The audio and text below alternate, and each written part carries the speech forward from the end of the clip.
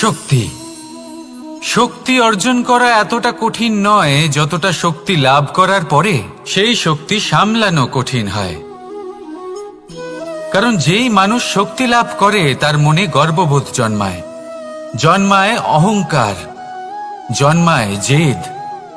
তাই শক্তি প্রাপ্ত করার সাথে বিনম্র থাকাও অত্যন্ত আবশ্যক। আর এটা আমাদের শেখা উচিত বৃক্ষের থেকে।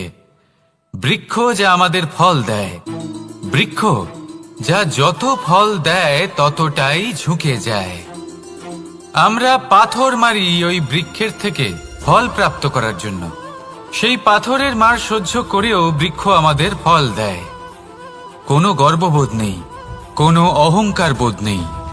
আর সেই জন্য এই বৃক্ষের পুজো করা হয়। এটাই হলো মাহাত্ম্য শক্তির সাথে বিনম্রতার। যদি এই শক্তি সৃজন করে থাকে, সাহায্য করে থাকে, সম্বল হয়ে থাকে, তবেই সেই শক্তি উপযুক্ত। আর নয়তো সেই শক্তি একদিন আপনাকে আসক্ত অবশ্যই করবে। তাহলে শক্তি অবশ্যই অর্জন করুন, কিন্তু তার সাথে সেই শক্তি সামলানোর মতো বিবেকও আপনাকে অবশ্যই জাগ্রত করতে হবে। তাহলে আসুন আমার সাথে ভালোবেসে বলুন, রাধা রাধা।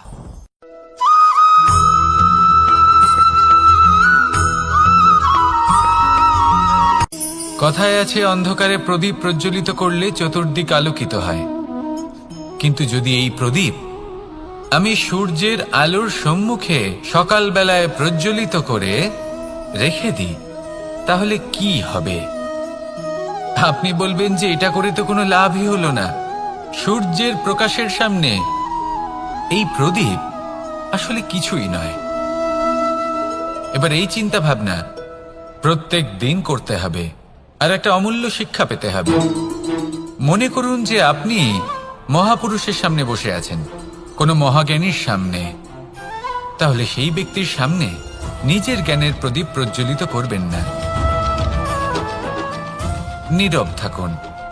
আর সেই ব্যক্তির সূর্যের প্রকাশের মতো জ্ঞান প্রাপ্ত করুন। যতটা পারবেন জ্ঞান লাভ করুন।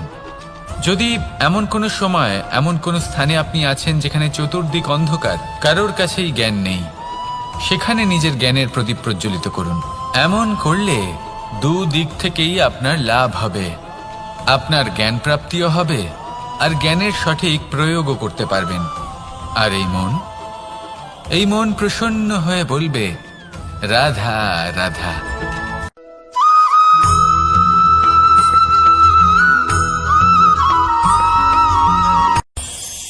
এই সংসারে আমরা প্রকাশ কোথা থেকে পাই? এর উত্তর বড়ই সরল। ভোরে যখন সূর্যোদয় হয় তখন প্রকাশের কিরণ আমাদের ঘরে এসে পৌঁছয়। এইভাবেই আমরা প্রকাশ লাভ করি। এবার এই প্রকাশের আলোতেই আমরা সারাদিনের কাজ সম্পন্ন করি। সন্ধে হয়ে যায়, সূর্যাস্তও হয়ে যায়। আর আমাদের ঘর যাতে অন্ধকার না হয় তার জন্য আমরা একটা প্রদীপ প্রজ্বলিত করি। এটাই ঘটে আমাদের জীবনেও। এবার প্রবাহমান আয়ুর সাথে আমরা আমাদের অন্তরে যদি একটা প্রদীপ প্রজ্বলিত করে নিই, তাহলে বিষয়টাই অন্যরকম হবে। এবার আপনি বলবেন, কোন প্রকাশের কথা বলছি যা আমাদের অন্তরে জাগ্রত করা সম্ভব? আমাদের আত্মার মাঝে প্রেমের প্রকাশ জাগ্রত করার কথা বলছি। কারণ আমাদের এই জীবন এও হলো দিনের আলোর মতো। আজ প্রকাশ আছে, কিন্তু কোনোদিন অবশ্যই অস্ত হবে। কিন্তু অস্ত হবার আগে যদি আমরা আমাদের আত্মার মাঝে প্রেমের এই প্রকাশ উজ্জ্বলিত করে নিই, তাহলে আমাদের সন্ধ্যাকালও আমরা আনন্দে এবং প্রেমে যাপন করব। তাহলে আসুন আর আমার সাথে ভালোবেসে বলুন, রাধা রাধা।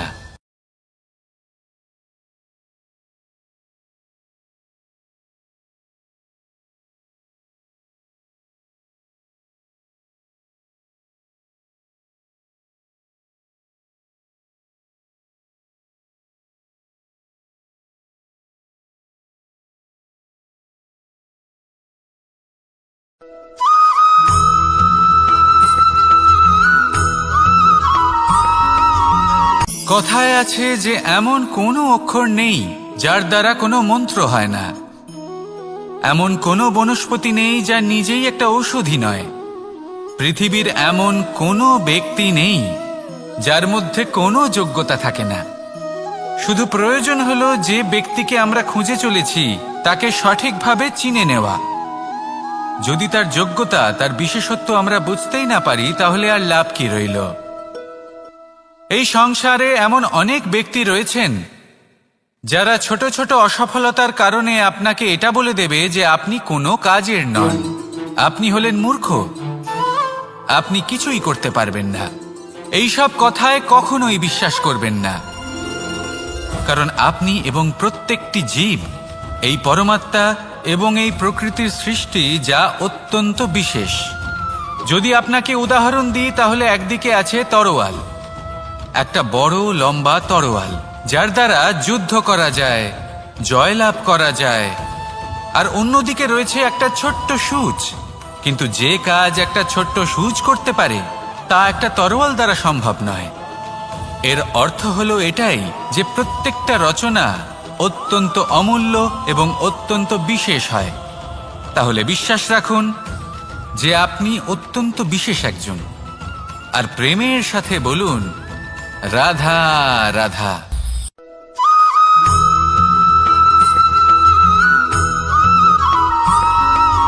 জীবনে যখন কোনো ব্যক্তি নিজের লক্ষ্য প্রাপ্তির জন্য নিরন্তর পরিশ্রম করতে থাকেন, চেষ্টা করতে থাকেন, তখন তিনি কষ্ট অনুভব করেন, কখনো শারীরিক কষ্ট, কখনো মানসিক কষ্ট।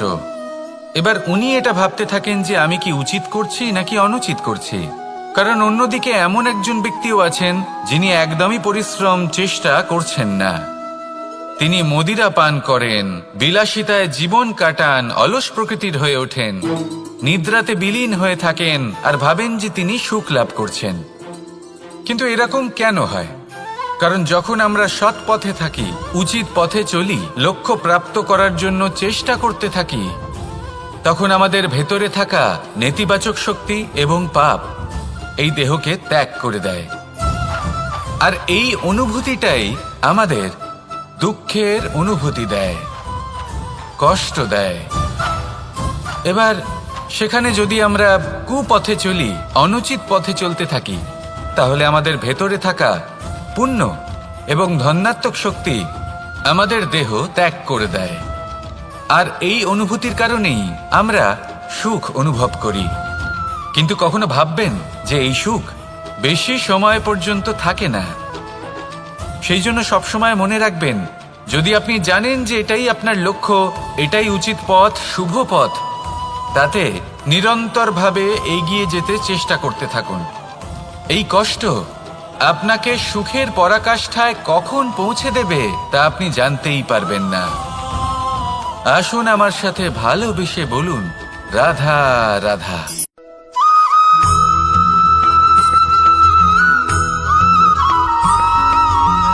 এই দড়িটা দেখুন,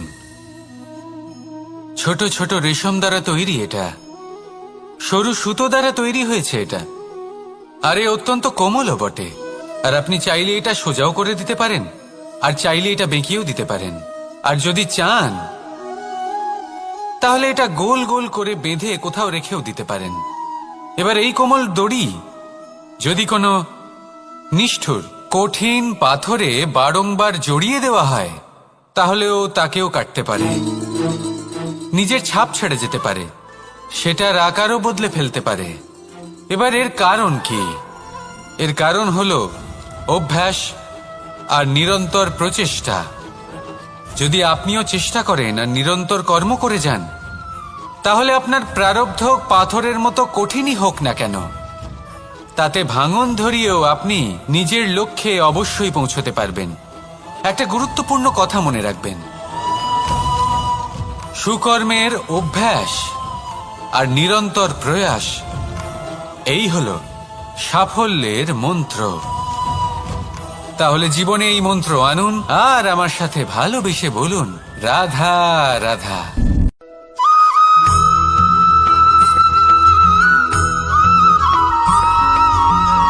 এই সংসারে কোনো বস্তু হোক বা ব্যক্তি হোক, তার একার গুরুত্ব কিন্তু খুব বেশি নয়। একটা উদাহরণ হিসেবে বৃষ্টির ফোঁটাকে ভেবে দেখুন।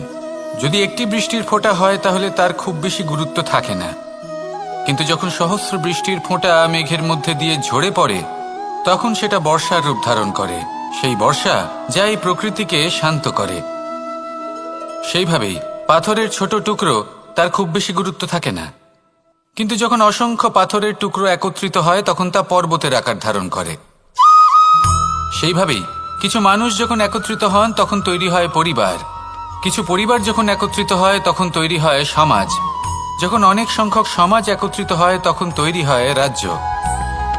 এবার এই রাজ্যের সবথেকে গুরুত্বপূর্ণ ব্যক্তি হতে পারেন রাজা, কিন্তু তাও সেই রাজা একা কিছু করতে পারেন না। যুদ্ধ লড়ার সময় তারও নিজের সৈন্যদলকে প্রয়োজন পড়ে। কিন্তু এই সংসারে এমন একজন ব্যক্তি আছেন যিনি একাই সব কাজ করতে থাকেন, এবং সেই ব্যক্তি হলেন মা। আমাদের জীবনে একজন পিতার ভূমিকা কিন্তু নিঃসন্দেহে অমূল্য, কিন্তু আমাদের সকলের জীবনে যে ভূমিকা একজন মায়ের তা অন্য কারোর থাকে না। একজন মা একাই সন্তানকে বড় করতে পারেন, সংস্কারী করে তুলতে পারেন, তার জন্য পরিশ্রম করেন। আর এত কিছু কাজ করার পরেও তার কাজের জন্য তিনি প্রশংসা অবশ্য পান না। উল্টে যদি সেই সন্তান অনুচিত পথে চালিত হয়, অনুচিত কর্ম করে, তখন সেই মাকেই অপবাদের পাত্র হয়ে উঠতে হয়। আমাদের জীবনে মায়ের যোগদান কতটা সেটা বুঝুন। আপনাকে বড় করে তোলার জন্য উনি কতটা পরিশ্রম করেছেন সেটা বুঝুন। আজ থেকে, এখন থেকে, এই মুহূর্ত থেকে মাকে সম্মান করতে শিখুন। যখন সময় পাবেন, যখন সুযোগ হবে, তখন তার প্রশংসা করুন, ওনারও ভালো লাগবে। আর মায়ের এই মমতার জন্য, তার এই ভূমিকার জন্য আসুন সবাই মিলে আমরা তাকে প্রণাম করি,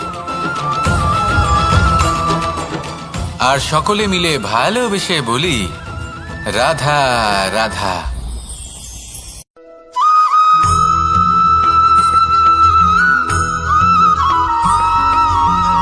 আপনি কখনো কোনো বাজকে নিজের বাসা বানাতে দেখেছেন? এই বাজ যখনই কোনো বাসা বানায় তখন উঁচু গাছের ডালে বা কোনো পর্বতের শিখরে বাসা বানায়, অনেক উচ্চতায়, আর সেখানে তার সন্তানও জন্মগ্রহণ করে। যখন এই সন্তানেরা জন্মায় তখন এই বাজ খুবই ভালোবেসে এবং খুব সাবধানে এদের পালন পোষণ করে, নিজের ঠোঁট দিয়ে তাদের ঠোঁটে খাবার পরিবেশন করে। কিন্তু যেই সেই সন্তানেরা হৃষ্টপুষ্ট হয়ে যায় এবং সেই কথা বাজ নিজে বুঝতে পেরে যায়, সেই বাজ নিজেই সেই বাসা ছিন্ন ভিন্ন করে দেয়। সেই সন্তান যাদের সবেমাত্র ডানা গজিয়েছে, কিভাবে উড়তে হয় তারা জানে না, সেই সন্তানগুলিকে উচ্চতা থেকে ঠেলে দেয়। সেই সন্তান প্রথমে ভয়ভীত হয়ে যায়। তারা সামনে মৃত্যুকে দেখতে পেয়ে ভয়ের কারণে তাদের ডানা ঝাপটাতে থাকে, আর সেই প্রক্রিয়াতেই সেই সন্তানগুলি উড়তে শুরু করে দেয়। এবার এই ঘটনায় আমরা কি শিক্ষা পেতে পারি? এটাই, যদি আপনি মাতা পিতা হন তাহলে নিজের সন্তানকে অবশ্যই স্নেহ করুন, কিন্তু তাদেরকে নিজের আঁচলের তলায় বেঁধে রাখবেন না। যদি আপনি চান আপনার সন্তান জীবনে উন্নতি করুক, তাহলে নিজের মুঠো থেকে তাদের স্বতন্ত্র করে দিন, এই সংসারে সংঘর্ষ করতে দিন। সেই সন্তান নিজেই বুঝতে পারবে যে জন্মের সময় পাওয়া ডানা কি করে ব্যবহার করতে হয়। আর আপনার চোখের সামনে আপনার সন্তান এই আকাশে উড়তে থাকবে। তাহলে আসুন আমার সাথে ভালোবেসে বলুন, রাধা রাধা।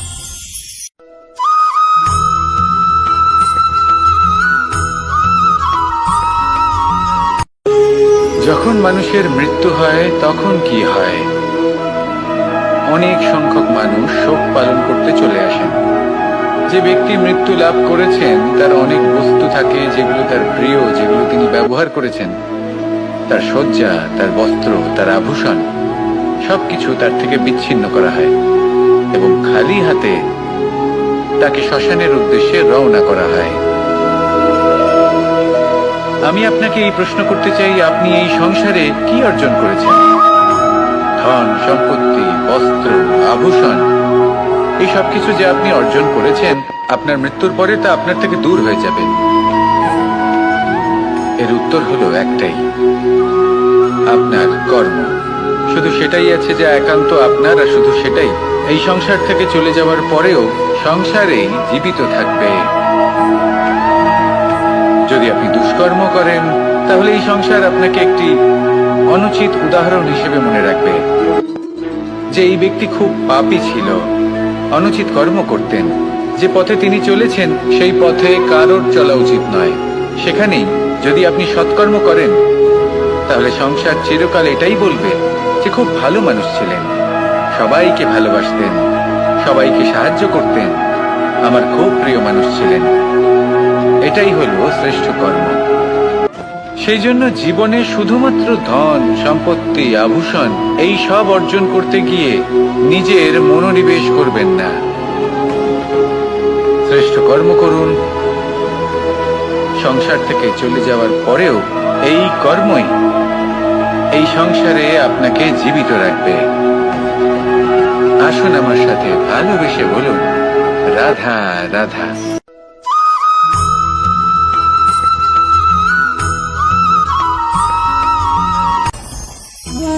ভোজন। এবার ভোজন সংগ্রহ করার জন্য মানুষ কি না করেন, সব সময় চেষ্টা করতে থাকেন। ফসল উৎপাদনের জন্য অনেক পরিশ্রম করতে থাকেন, কিন্তু অনেক সময় অনেক পরিশ্রম করার পরেও ফসল ভালো উৎপাদন হয় না। এর কারণ কি? কারণ হলো এটাই যে আপনি পরিশ্রম হয়তো অনেক করেছেন, কিন্তু আপনার নজর তো সেই বীজের দিকে ছিলই না যা আপনি রোপণ করেছেন। সেই জন্য সব সময় কোনো বীজ রোপণ করার আগে তাকে পরখ করে দেখুন, তা অত্যন্ত আবশ্যক। আর সেইভাবেই যখনই কোনো কর্মের প্রশ্ন আসে, তাহলে সেখানে শুধুমাত্র পরিশ্রম যথেষ্ট নয়। সেই কাজের প্রতি আপনার কর্তব্য কি, আপনার উদ্দেশ্য কি, সেটা জানা হলো অত্যন্ত গুরুত্বপূর্ণ। তাই কর্ম করুন, কিন্তু সেই কর্মের প্রতি আপনার যা উদ্দেশ্য তার মাহাত্ম্য বুঝতে চেষ্টা করুন। তাহলে আসুন আমার সাথে ভালোবেসে বলুন, রাধা রাধা।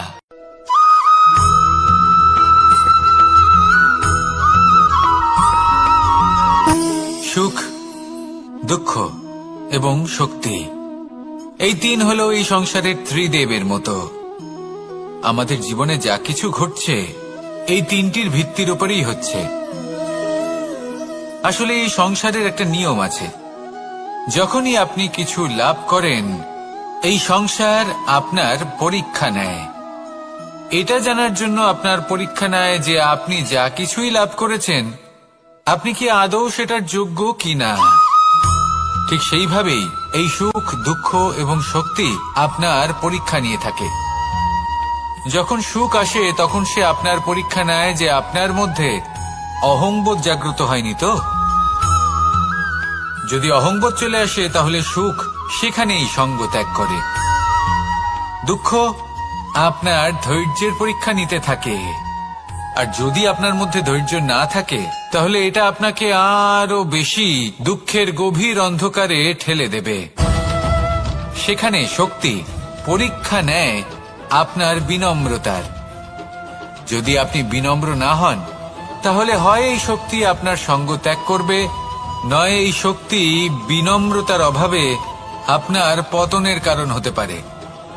এই সংসারে যে কোনো ব্যক্তি যিনি এই পরীক্ষায় উত্তীর্ণ হয়ে থাকেন, এই জীবনে তিনি সাফল্য লাভ করেন।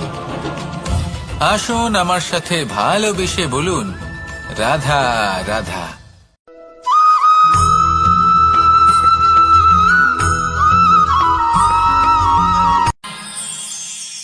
আমরা সবাই সূর্যকে সম্মান কেন করি?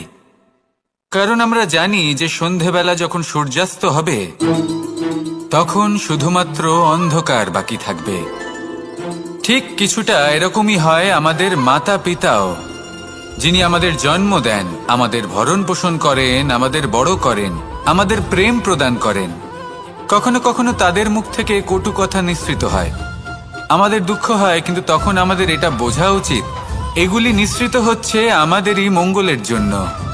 যেমন সূর্যদেব, উনিও উত্তাপ দিয়ে থাকেন আমাদেরই মঙ্গলের জন্য, যাতে ফসল পাকতে পারে, যাতে জল বাষ্প হয়ে মেঘ হতে পারে, বৃষ্টি হতে পারে, আর এই সংসারে নিরন্তর জলের প্রবাহ থাকে। আমাদের মাতা পিতা, তাদের কঠোর আচরণ, তাদের কঠোর অনুশাসনের পেছনে লুকিয়ে থাকে ওনাদের ভালোবাসা। আমাদের তা বুঝতে হবে, সসম্মানে ওনাদের গ্রহণ করতে হবে। কারণ ঠিক সূর্যাস্তের পরে যেমন চতুর্দিক অন্ধকারচ্ছন্ন হয়ে যায়, তেমনি আমাদের জীবন থেকে যখন আমাদের মাতা পিতা চলে যায়, তখন আমাদের জীবনেও শুধু এবং শুধুমাত্র অন্ধকারই ছেয়ে থাকে। সেই জন্য নিজের মাতা পিতাকে সম্মান করুন, ওনাদের ভালোবাসা প্রদান করুন। এই মন আর এই জীবন প্রসন্ন হয়ে বলবে, রাধা রাধা।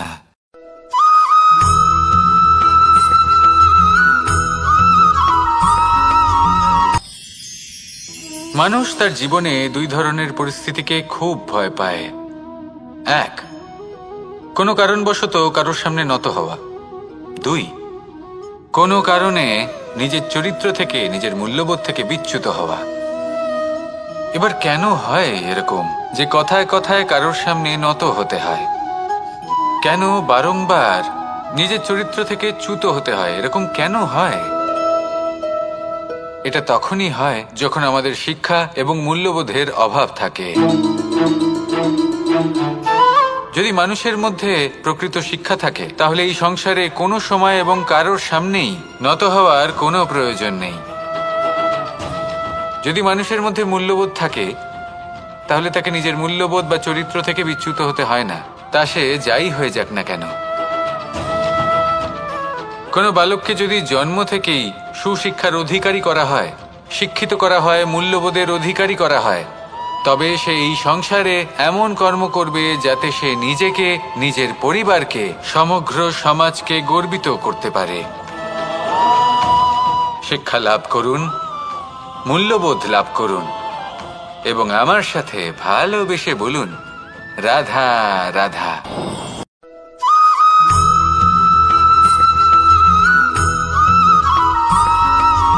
কথায় আছে, প্রত্যেক পুত্র তার পিতার প্রতিচ্ছবি হয়, আর সমস্ত প্রতিচ্ছবি চায় যেন সে তার অস্তিত্ব প্রাপ্ত করতে পারে। পুত্র চায় সে যেন তার পিতার মতো হয়, বা কখনো কখনো তার থেকেও শ্রেষ্ঠ হয়। সেটা কোনো অনুচিত ব্যাপার নয়। অনুচিত তখন হয় যখন পুত্র নিজের পিতার মতো হবার স্বপ্ন পূরণ করতে গিয়ে বা তার থেকেও শ্রেষ্ঠ হওয়ার স্বপ্ন পূরণে অনুচিত পথের আশ্রয় নেয়। কারণ তারপরে সে তার পিতার গুণগুলি আত্মসাৎ করতে চায় না। সে শুধুই এটা চায় যে সংসারের চোখে যেন আমি শ্রেষ্ঠ প্রমাণিত হই। এটা অনুচিত। সংসারে এমন অনেক মানুষ আছেন যারা এই কারণে শ্রেষ্ঠ হবার চেষ্টা করেন যাতে তার পরিবারের, তার পিতার সম্মান বৃদ্ধি পায়। এমনও মানুষ থাকেন, আর এটাই হলো পার্থক্য উদ্দেশ্যের। মনে রাখবেন, যদি আপনার উদ্দেশ্য শুভ হয় তাহলে পথও শুভ হবে, যদি আপনার উদ্দেশ্য অশুভ হয় তাহলে পথও অশুভ হবে। তাহলে নিজের পিতার মতো হবার চেষ্টা অবশ্যই করুন, তার থেকেও শ্রেষ্ঠ হওয়ার চেষ্টা অবশ্যই করুন, কিন্তু মনে রাখবেন, আপনার সংকল্প আর আপনার উদ্দেশ্য এই দুই শুভ হওয়া উচিত। তাহলে আসুন আর আমার সাথে ভালোবেসে বলুন, রাধা রাধা।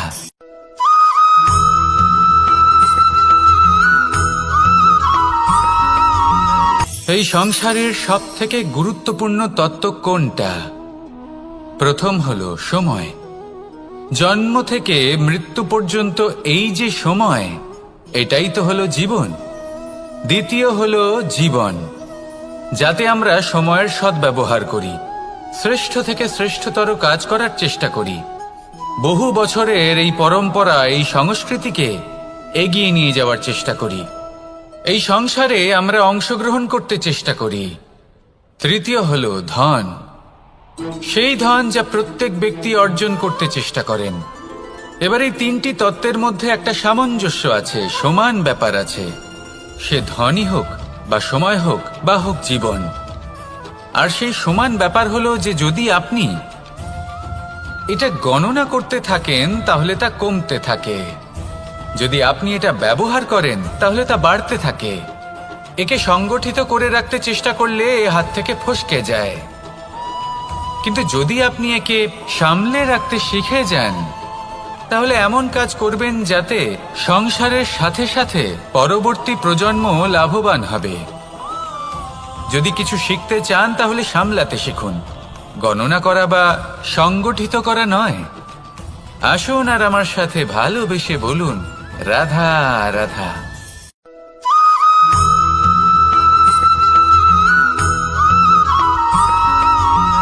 পঞ্চতত্ত্বের মধ্যে দ্বিতীয় তত্ত্ব হল ধরণী, ভূমি, যাকে আমরা ধরণী মাতা বলি।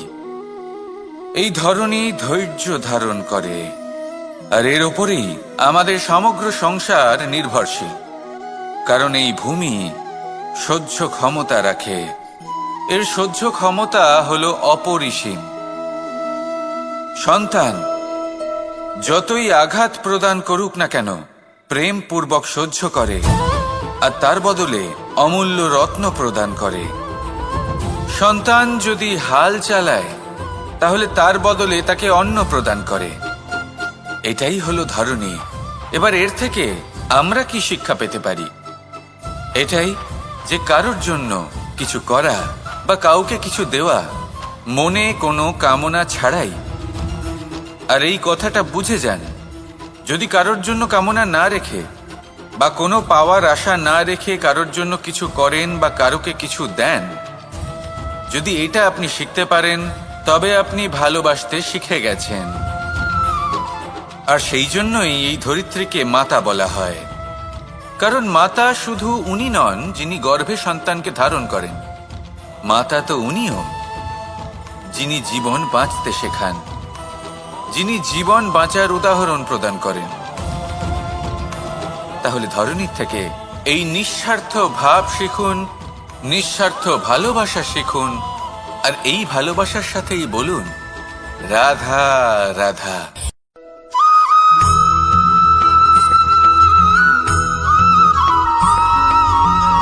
এই সংসারে কোনো বস্তু হোক বা ব্যক্তি হোক, তার একার গুরুত্ব কিন্তু খুব বেশি নয়। একটা উদাহরণ হিসেবে বৃষ্টির ফোঁটাকে ভেবে দেখুন। যদি একটি বৃষ্টির ফোঁটা হয় তাহলে তার খুব বেশি গুরুত্ব থাকে না, কিন্তু যখন সহস্র বৃষ্টির ফোঁটা মেঘের মধ্যে দিয়ে ঝরে পড়ে তখন সেটা বর্ষার রূপ ধারণ করে। সেই বর্ষা যা এই প্রকৃতিকে শান্ত করে। সেইভাবেই পাথরের ছোট টুকরো তার খুব বেশি গুরুত্ব থাকে না, কিন্তু যখন অসংখ্য পাথরের টুকরো একত্রিত হয় তখন তা পর্বতের আকার ধারণ করে। সেইভাবেই কিছু মানুষ যখন একত্রিত হন তখন তৈরি হয় পরিবার, কিছু পরিবার যখন একত্রিত হয় তখন তৈরি হয় সমাজ, যখন অনেক সংখ্যক সমাজ একত্রিত হয় তখন তৈরি হয় রাজ্য। এবার এই রাজ্যের সবথেকে গুরুত্বপূর্ণ ব্যক্তি হতে পারেন রাজা, কিন্তু তাও সেই রাজা একা কিছু করতে পারেন না।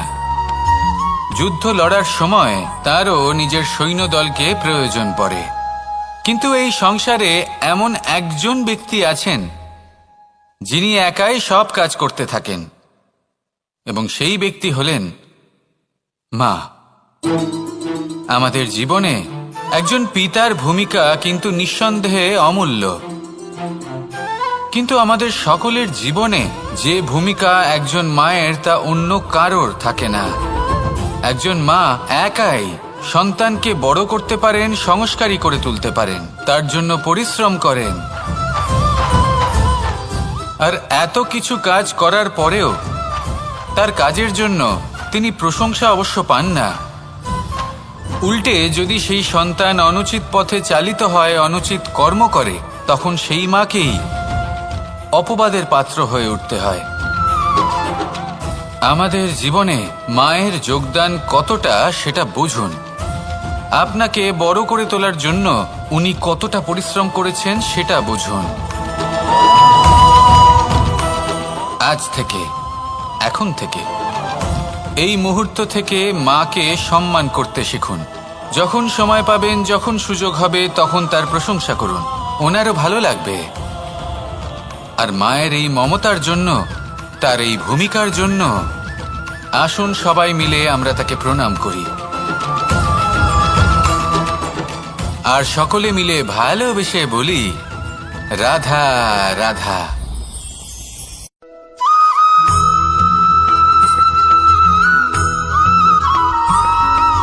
মানুষের একটি সমস্যা আছে যে মানুষ সাফল্যকে মাপতে থাকেন, লক্ষ্যপ্রাপ্তিকে মাপতে থাকেন এবং তার তুলনা করতে থাকেন যে ও এত কিছু পেল আর আমি পেলাম না, ওর কাছে এত কিছু আছে কিন্তু আমার কাছে নেই। এই তুলনা করার জন্য ওনারা দুঃখী হয়ে পড়েন, নিরাশ হয়ে পড়েন। তাই আমি একটা প্রশ্ন করছি যে এটা কি উচিত? এই সংসারে আপনি কি নিয়ে তুলনা করবেন, যেখানে সূর্যদেব চন্দ্রমা দুজনেই আছেন, দুজনেই হলেন বিশেষ, দুজনেই নিজ নিজ সময়ে উদিত হন। এদের মধ্যে একজন না থাকলে তাহলে আমাদের জীবন কঠিন হয়ে পড়বে। ঠিক সেইভাবেই আপনি যদি একটা বড় রেখা অঙ্কন করেন তাহলে অন্য রেখাটি ছোট হয়ে পড়ে না, সে তেমনই থাকে যেমনটা সে ছিল। আপনার অস্তিত্ব কখনো ছোট বা বড় হতে পারে না। শুধু তুলনা করার জন্য আপনার এটা মনে হতে পারে। যদি আপনি যুদ্ধ করতে চান, আপনার তলোয়ারের প্রয়োজন পড়বে। যদি বস্ত্র তৈরি করতে চান, এত বড় তলোয়ার দিয়ে কিছুই হবে না, তখন প্রয়োজন পড়বে একটা ছোট্ট সূচের। তাই তুলনা করবেন না, না নিজেকে ছোট মনে করবেন, না অন্য কাউকে। সবার সাথে সহযোগিতা করুন, আর যদি তুলনা করতেই হয় নিজের সাথে করুন, যে কাল আমি কেমন ব্যক্তি ছিলাম, আজ কি তার থেকে শ্রেষ্ঠ হয়ে উঠতে পেরেছি।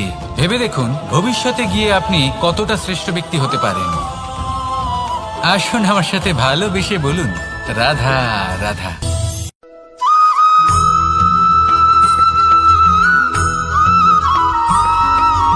জীবনে অগ্রসর হওয়ার জন্য আমাদের কাকে প্রয়োজন হয়? মাতা পিতা, বন্ধু, প্রেম, সাহায্য, অর্থ, পরিশ্রম, আশা। ভিন্ন ভিন্ন মানুষ ভিন্ন ভিন্ন বিকল্প চয়ন করে। যদি আমি আপনাকে বলি তাহলে জয় আর পরাজয়ের মন্ত্র দুটো শব্দের উপর নির্ভর করে, মেনে নেওয়া আর দৃঢ় হওয়া। যদি মেনে নেন তাহলে হেরে যাবেন, যদি দৃঢ় হন তাহলে নিশ্চিত রূপে জয়ী হবেন।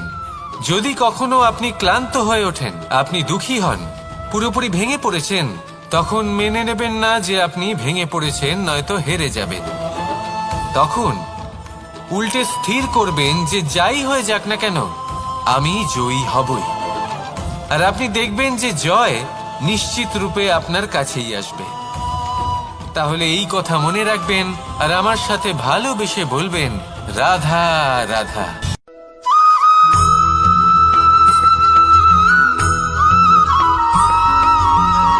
মানুষ ভাবেন যে ধন অর্জন করা হলো অত্যন্ত গুরুত্বপূর্ণ। তিনি আজীবন ধন অর্জন করতে থাকেন, ধন অর্জন করার চেষ্টা করতে থাকেন। সে যাই হয়ে যাক না কেন পরিশ্রম করতে থাকেন। স্বাস্থ্যের দিকে নজর দেন না, না উচিত সময় খাবার খান, না উচিত সময় ঘুমোতে যান, না পর্যাপ্ত সময় পর্যন্ত ঘুমন, কিছুই না। ধন অর্জন করতেই থাকেন, করতেই থাকেন। আর কিছু সময় পরে যখন তিনি অসংখ্য ধন লাভ করে ফেলেন, তখন তার সাথে ওনার শরীরে অনেক রোগ বাসা বাঁধে। এইসব রোগের উপচার করতে করতে সেই সমস্ত ধন যা উনি অর্জন করেছেন তা তিনি ব্যয় করে ফেলেন। শেষ পর্যন্ত কি হয়? আমরা যেভাবে এসেছি ঠিক সেইভাবেই ফিরে যাই, ধন এখানেই থেকে যায়। দেখুন, একটা অত্যন্ত গুরুত্বপূর্ণ কথা রয়েছে যে আপনার বোঝা উচিত। এই যে ধন, তার ব্যবহার করুন জীবনকে আরো ভালো করে তোলার জন্য। ধনের সদ্ব্যবহার করা উচিত, এমন যেন না হয় এই ধন আপনাকে ভোগ করে ফেলে। এই জীবনকে নিশ্চিত রূপে আরো শ্রেষ্ঠ করে তুলুন। কিন্তু এই ধন অর্জন করার এই প্রক্রিয়াতে নিজের সারা জীবনকে নষ্ট করে ফেলবেন না। এই জীবন উপভোগ করতে শিখুন আর আমার সাথে ভালোবেসে বলুন, রাধা রাধা।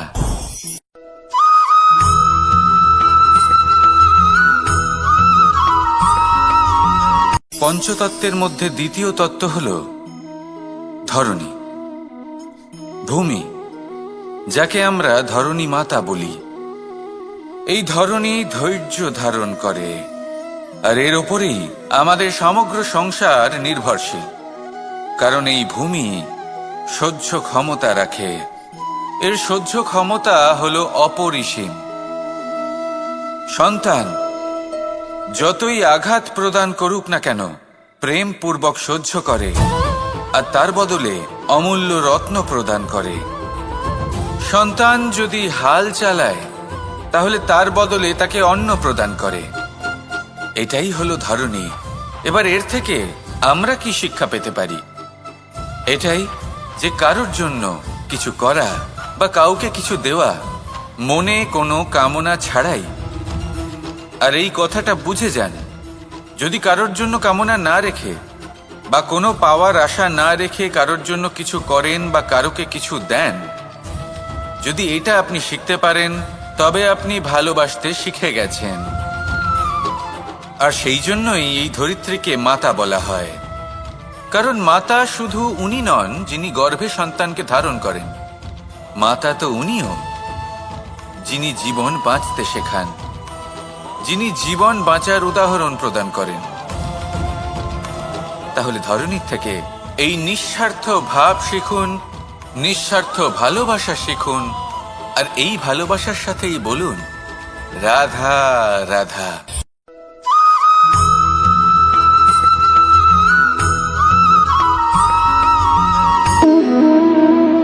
সম্পর্ক হলো আমাদের জীবনের একটি আধার। কিছু সম্পর্ক এমন যা আমরা জন্মসূত্রে লাভ করি, যেমন পরিবার, মা, বাবা। কিছু সম্পর্ক আছে যা আমরা জীবনে অর্জন করে থাকি, তা সে প্রেমের হোক, স্নেহের হোক বা বন্ধুত্বের। এই সকল সম্পর্ক লাভ করার বা গড়ে তোলার 5টি ধাপ রয়েছে। প্রথম ধাপ, কোনো ব্যক্তির সাথে আলাপ হওয়া, তার সাথে কথা বলা বা তাকে দেখা। দ্বিতীয় ধাপ, সে ব্যক্তিকে আমাদের ভালো লাগা। তৃতীয় ধাপ, আমাদের এটা চাইতে শুরু করা যে জীবনে এই ব্যক্তি যেন আমাদের বন্ধু হন, আমাদের জীবনে থাকেন, বা আমাদের কাউকে ভালোবেসে ফেলা। আর এটা আমাদের ভাবা বা চাওয়া যে সেই ব্যক্তি যেন আজীবন আমার সাথে থাকেন, আমার জীবনে আমার সাথী হয়ে। চতুর্থ ধাপ, লাভ করা। এবার এই ধাপটি অনেক মানুষের পক্ষেই খুবই সরল হয়, বড়ই সরলভাবে নিজেদের সঙ্গীকে লাভ করে থাকেন। কিছু মানুষের জন্য এই ধাপ অত্যন্ত কঠিন হয়ে থাকে। অনেক প্রতিকূল পরিস্থিতির উপর জয়লাভ করে তারা সঙ্গীকে লাভ করেন, কিন্তু লাভ অবশ্যই করেন। এরপরে আসে পঞ্চম, অন্তিম এবং সব থেকে গুরুত্বপূর্ণ ধাপ। সেটা হলো সেই সম্পর্ক পালন করা। এটা হলো এমন এক বিষয় যা প্রত্যেক মানুষের শেখা উচিত। যদি ব্যক্তি নিজের জীবনে সম্পর্ক রক্ষা করতে শিখে যান, তবে প্রত্যেক সম্পর্ক তার জীবনকে স্বর্গ করে তুলবে। আসুন আর আমার সাথে ভালোবেসে বলুন রাধা রাধা।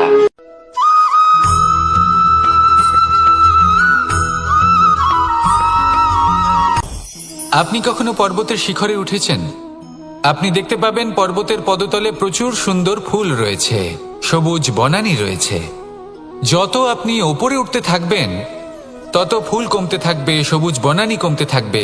আরো কিছুটা ওপরে উঠলে কাঁটা জাতীয় গাছ দেখতে পাবেন, শুকনো গাছ দেখতে পাবেন। আরো যদি ওপরে ওঠেন তাহলে পাষাণ দেখতে পাবেন। আরো ওপরে উঠলে হিমখণ্ড দেখতে পাবেন। এই যে পর্বত, তা মনুষ্য জীবনের সব থেকে উত্তম উদাহরণ। মানুষ যখন সাফল্যের শিখরে পৌঁছতে চান, মহানুভবতার শিখরে পৌঁছতে চান, পথে যত আস্তে আস্তে উপরে উঠতে থাকেন, ততই ভৌতিক বস্তু তার থেকে বিচ্ছিন্ন হতে থাকে। যদি তিনি সেই ভৌতিক বস্তুগুলি ত্যাগ না করতে পারেন, তাহলে কখনোই সেই স্থানে পৌঁছতে পারবেন না।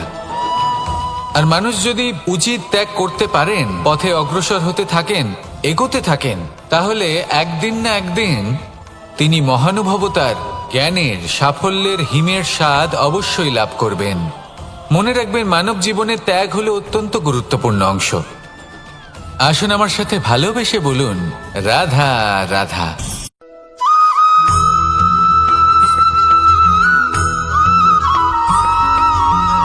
মানুষের মানসিকতা এমন হয় যে সে যতটা করে আশা করে যে তার থেকে অনেক বেশি তার বদলে সে পাবে। দেখুন, সবকিছুই আপনার ভাবনা চিন্তার উপর নির্ভর করছে। আপনি যদি ফলের বিষয়ে ভেবে কর্ম করতে থাকেন তাহলে সেটা অনুচিত। জীবনের আসল আনন্দ হলো নিজের কর্ম করতে থাকা, ফলের চিন্তা করা উচিত নয়। যদি আপনি এরকম ভাবেন যে আমি এতটা করছি, আমার এতটা পাওয়া উচিত, সেই ভাবনা অনুচিত। যদি আপনি সেবার মানসিকতা নিয়ে কর্ম করতে থাকেন, কর্মচক্রে প্রবাহিত হন, যদি আপনি এমন ভাবনা রাখেন যে আমি এতটা পাচ্ছি তাই এর থেকে অনেক বেশি আমি কর্ম করব, তাহলে নিশ্চিতরূপে আপনি যতটা করছেন তার থেকে অনেক বেশি আপনি পাবেন। আপনার আশার থেকে অনেক বেশি আপনি পাবেন।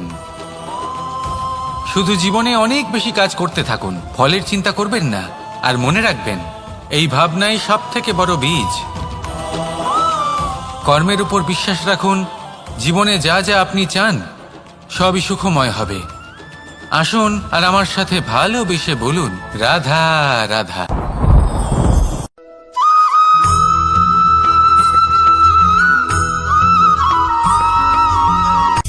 সূচের শেষে একটি ছিদ্র থাকে যার দ্বারা আমরা এই সুতো পরাতে পারি, আর তারপর সূচের সাহায্যে এই সুতো দিয়ে বস্ত্র সেলাই করা যায়।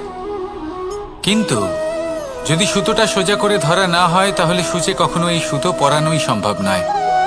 যদি এতে কোনো গিঁট পড়ে তখন তা কখনোই এই ছিদ্র দ্বারা প্রবেশ করা সম্ভব নয়। ঠিক এইভাবেই যদি আপনি কারোর জীবনে প্রবেশ করতে চান, কারোর অন্তরে প্রবেশ করতে চান, তাহলে আপনাকেও সহজ থাকতে হবে। এতে কোনো গিঁট থাকলে চলবে না, অর্থাৎ মনে যাতে কোনো মালিন্য না থাকে, যেন কোনো কুচিন্তা না থাকে। যদি এসব থাকে তাহলে আপনি কখনো কারোর জীবনে প্রবেশ করতে পারবেন না। আর যদি কোনোভাবে আপনি প্রবেশ করেও যান তাহলে তার মনে ঘর করতে পারবেন না। নিজেকে এই সুতোর মতন করে তুলুন, সহজ। মনে যেন কোনো কুচিন্তা না থাকে, সবার প্রতি যেন সদ্ভাবনা থাকে, শুভ চিন্তা থাকে। এমনটা করতে থাকুন।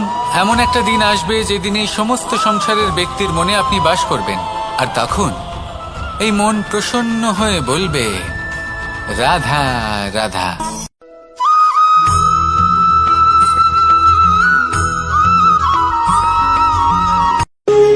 যখন মানুষের মৃত্যু হয় তখন কি হয়? অনেক সংখ্যক মানুষ শোক পালন করতে চলে আসেন। যে ব্যক্তি মৃত্যু লাভ করেছেন তার অনেক বস্তু থাকে যেগুলো তার প্রিয়, যেগুলো তিনি ব্যবহার করেছেন। তার শয্যা, তার বস্ত্র, তার আভূষণ সবকিছু তার থেকে বিচ্ছিন্ন করা হয় এবং খালি হাতে তাকে শ্মশানের উদ্দেশ্যে রওনা করা হয়। আমি আপনাকে এই প্রশ্ন করতে চাই, আপনি এই সংসারে কি অর্জন করেছেন? ধন সম্পত্তি, বস্ত্র, আভূষণ, এই সবকিছু যে আপনি অর্জন করেছেন, আপনার মৃত্যুর পরে তা আপনার থেকে দূর হয়ে যাবে। এর উত্তর হলো একটাই, আপনার কর্ম। শুধু সেটাই আছে যা একান্ত আপনার, আর শুধু সেটাই এই সংসার থেকে চলে যাওয়ার পরেও সংসারেই জীবিত থাকবে। যদি আপনি দুষ্কর্ম করেন তাহলে এই সংসার আপনাকে একটি অনুচিত উদাহরণ হিসেবে মনে রাখবে যে এই ব্যক্তি খুব পাপী ছিল, অনুচিত কর্ম করতেন। যে পথে তিনি চলেছেন সেই পথে কারোর চলা উচিত নয়। সেখানেই যদি আপনি সৎকর্ম করেন তাহলে সংসার চিরকাল এটাই বলবে যে খুব ভালো মানুষ ছিলেন, সবাইকে ভালোবাসতেন, সবাইকে সাহায্য করতেন, আমার খুব প্রিয় মানুষ ছিলেন। এটাই হলো শ্রেষ্ঠ কর্ম। সেই জন্য জীবনে শুধুমাত্র ধন সম্পত্তি, আভূষণ এই সব অর্জন করতে গিয়ে নিজের মনোনিবেশ করবেন না। শ্রেষ্ঠ কর্ম করুন। সংসার থেকে চলে যাওয়ার পরেও এই কর্মই এই সংসারে আপনাকে জীবিত রাখবে। আসুন আমার সাথে ভালোবেসে বলুন, রাধা রাধা।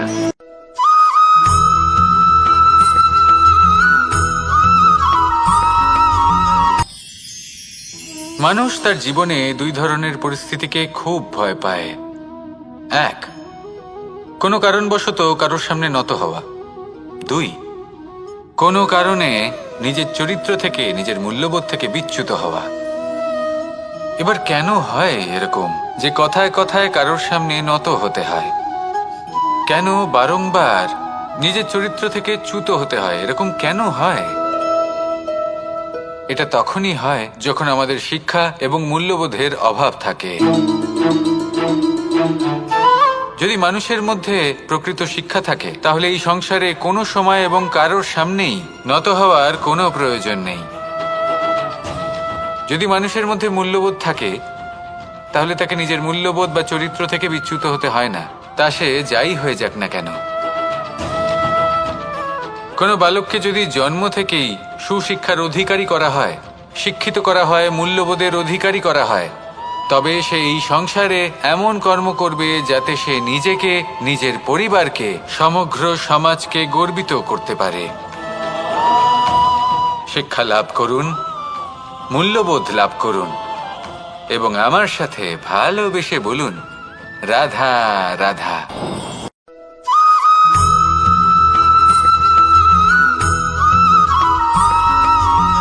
কথায় আছে যে এমন কোনো অক্ষর নেই যার দ্বারা কোনো মন্ত্র হয় না। এমন কোনো বনস্পতি নেই যা নিজেই একটা ঔষধি নয়। পৃথিবীর এমন কোনো ব্যক্তি নেই যার মধ্যে কোনো যোগ্যতা থাকে না। শুধু প্রয়োজন হলো যে ব্যক্তিকে আমরা খুঁজে চলেছি তাকে সঠিকভাবে চিনে নেওয়া। যদি তার যোগ্যতা, তার বিশেষত্ব আমরা বুঝতেই না পারি, তাহলে আর লাভ কি রইল? এই সংসারে এমন অনেক ব্যক্তি রয়েছেন যারা ছোট ছোট অসফলতার কারণে আপনাকে এটা বলে দেবে যে আপনি কোনো কাজের নন, আপনি হলেন মূর্খ, আপনি কিছুই করতে পারবেন না। এইসব কথায় কখনোই বিশ্বাস করবেন না, কারণ আপনি এবং প্রত্যেকটি জীব এই পরমাত্মা এবং এই প্রকৃতির সৃষ্টি, যা অত্যন্ত বিশেষ। যদি আপনাকে উদাহরণ দিই, তাহলে একদিকে আছে তরোয়াল, একটা বড় লম্বা তরোয়াল যার দ্বারা যুদ্ধ করা যায়, জয়লাভ করা যায়।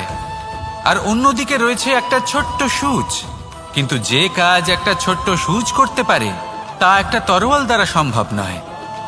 এর অর্থ হলো এটাই যে প্রত্যেকটা রচনা অত্যন্ত অমূল্য এবং অত্যন্ত বিশেষ হয়।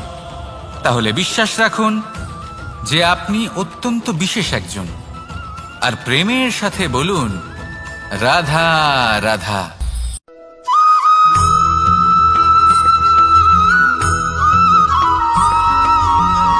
এই সংসারে কোনো বস্তু হোক বা ব্যক্তি হোক, তার একার গুরুত্ব কিন্তু খুব বেশি নয়। একটা উদাহরণ হিসেবে বৃষ্টির ফোঁটাকে ভেবে দেখুন।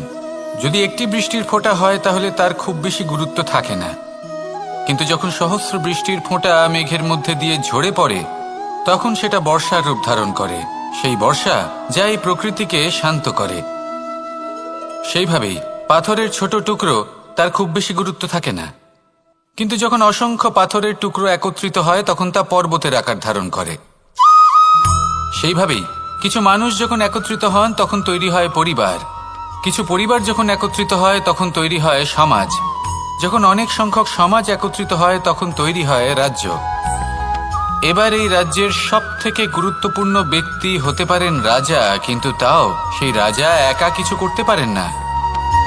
যুদ্ধ লড়ার সময় তারও নিজের সৈন্যদলকে প্রয়োজন পড়ে। কিন্তু এই সংসারে এমন একজন ব্যক্তি আছেন যিনি একাই সব কাজ করতে থাকেন, এবং সেই ব্যক্তি হলেন মা। আমাদের জীবনে একজন পিতার ভূমিকা কিন্তু নিঃসন্দেহে অমূল্য, কিন্তু আমাদের সকলের জীবনে যে ভূমিকা একজন মায়ের তা অন্য কারোর থাকে না। একজন মা একাই সন্তানকে বড় করতে পারেন, সংস্কারী করে তুলতে পারেন, তার জন্য পরিশ্রম করেন। আর এত কিছু কাজ করার পরেও তার কাজের জন্য তিনি প্রশংসা অবশ্য পান না। উল্টে যদি সেই সন্তান অনুচিত পথে চালিত হয়, অনুচিত কর্ম করে, তখন সেই মাকেই অপবাদের পাত্র হয়ে উঠতে হয়। আমাদের জীবনে মায়ের যোগদান কতটা সেটা বুঝুন। আপনাকে বড় করে তোলার জন্য উনি কতটা পরিশ্রম করেছেন সেটা বুঝুন। আজ থেকে, এখন থেকে, এই মুহূর্ত থেকে মাকে সম্মান করতে শিখুন। যখন সময় পাবেন, যখন সুযোগ হবে, তখন তার প্রশংসা করুন। ওনারও ভালো লাগবে। আর মায়ের এই মমতার জন্য, তার এই ভূমিকার জন্য আসুন সবাই মিলে আমরা তাকে প্রণাম করি আর সকলে মিলে ভালোবেসে বলি, রাধা রাধা।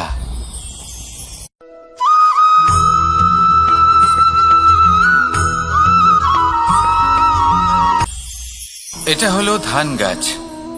এর থেকে যে চাল উৎপন্ন হয় তা মানুষ গ্রহণ করেন। আর এটা কি? এ হলো জংলি ঘাস।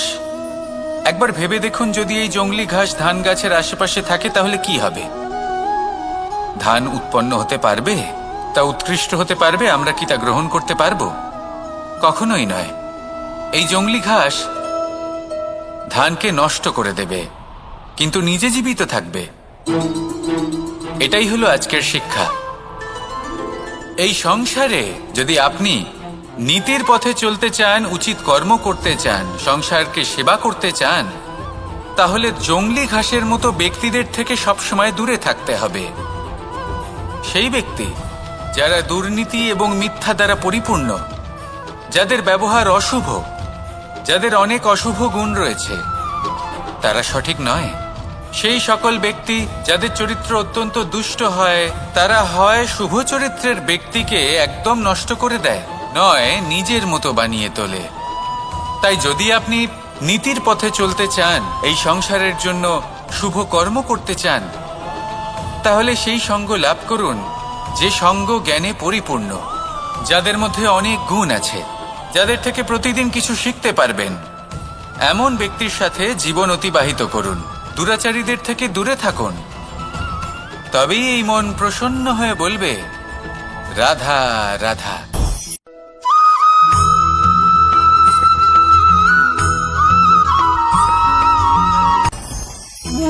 ভোজন। এবার ভোজন সংগ্রহ করার জন্য মানুষ কি না করেন, সব সময় চেষ্টা করতে থাকেন। ফসল উৎপাদনের জন্য অনেক পরিশ্রম করতে থাকেন, কিন্তু অনেক সময় অনেক পরিশ্রম করার পরেও ফসল ভালো উৎপাদন হয় না। এর কারণ কি? কারণ হলো এটাই যে আপনি পরিশ্রম হয়তো অনেক করেছেন, কিন্তু আপনার নজর তো সেই বীজের দিকে ছিলই না যা আপনি রোপণ করেছেন। সেই জন্য সব সময় কোনো বীজ রোপণ করার আগে তাকে পরখ করে দেখুন। তা অত্যন্ত আবশ্যক। আর সেইভাবেই যখনই কোনো কর্মের প্রশ্ন আসে, তাহলে সেখানে শুধুমাত্র পরিশ্রম যথেষ্ট নয়। সেই কাজের প্রতি আপনার কর্তব্য কি, আপনার উদ্দেশ্য কি, সেটা জানা হলো অত্যন্ত গুরুত্বপূর্ণ। তাই কর্ম করুন, কিন্তু সেই কর্মের প্রতি আপনার যা উদ্দেশ্য তার মাহাত্ম্য বুঝতে চেষ্টা করুন। তাহলে আসুন আমার সাথে ভালোবেসে বলুন, রাধা রাধা।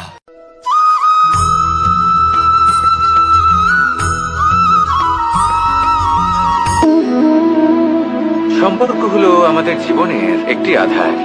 কিছু সম্পর্ক এমন যা আমরা জন্মসূত্রে লাভ করি, যেমন পরিবার, মা, বাবা। কিছু সম্পর্ক আছে যা আমরা জীবনে অর্জন করে থাকি, তা সে প্রেমের হোক, স্নেহের হোক বা বন্ধুত্বের। এই সকল সম্পর্ক লাভ করার বা গড়ে তোলার 5টি ধাপ রয়েছে। প্রথম ধাপ, কোনো ব্যক্তির সাথে আলাপ হওয়া, তার সাথে কথা বলা বা তাকে দেখা। দ্বিতীয় ধাপ, সে ব্যক্তিকে আমাদের ভালো লাগা। তৃতীয় ধাপ,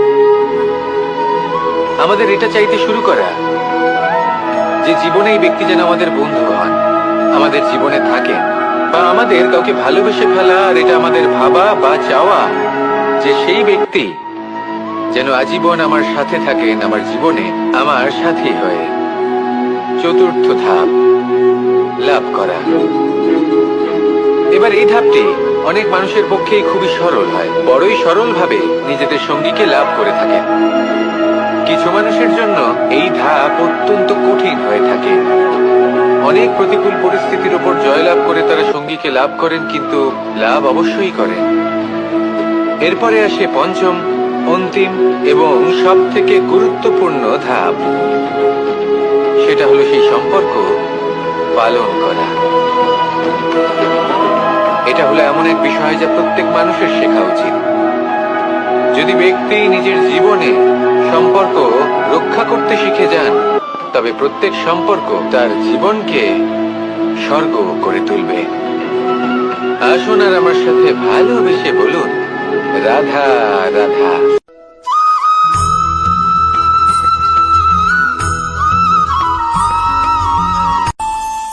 আমাদের মনে যখন কোনো প্রশ্ন ওঠে, কোনো দ্বন্দ্ব জাগে, তখন আমরা যাই আমাদের গুরুর কাছে, আমাদের আরাধ্যের কাছে গিয়ে জিজ্ঞেস করি। এইভাবেই একদিন আমি পৌঁছলাম আমার আরাধ্যের কাছে, আমার মহাদেবের কাছে, আর ওনাকে প্রশ্ন করলাম যে মহাদেব, জীবনে আনন্দ পাওয়ার, উৎসব পালনের, প্রেম ভাগ করে নেবার, জীবনকে উপভোগ করে নেওয়ার সর্বশ্রেষ্ঠ সময় কোনটা? মহাদেব হাসলেন আর উনি বললেন, জীবনে উৎসব পালনের সব থেকে শ্রেষ্ঠ দিন হল মৃত্যুর ঠিক আগের দিনটা। প্রেম ভাগ করে নেওয়ার সব থেকে শ্রেষ্ঠ মুহূর্ত হল মৃত্যুর ঠিক আগের মুহূর্ত। জীবনকে উপভোগ করে নেওয়ার সর্বশ্রেষ্ঠ প্রহর হল মৃত্যুর এক প্রহর পূর্বে। তখন আমি চমকে গেলাম। আমি বললাম, কিন্তু মহাদেব, মৃত্যু তো অনিশ্চিত, আমরা জানিও না কবে আমাদের মৃত্যু হবে। মহাদেব আবার হাসলেন। উনি বললেন যে যদি আমরা এভাবে জীবন কাটাই যে আমরা জীবনের প্রত্যেক দিন, প্রত্যেক মুহূর্ত, প্রত্যেক প্রহর শেষ বলে মনে করি, তাহলে আমাদের সমস্ত জীবন আনন্দের সাথেই অতিবাহিত হবে। কি বলেন?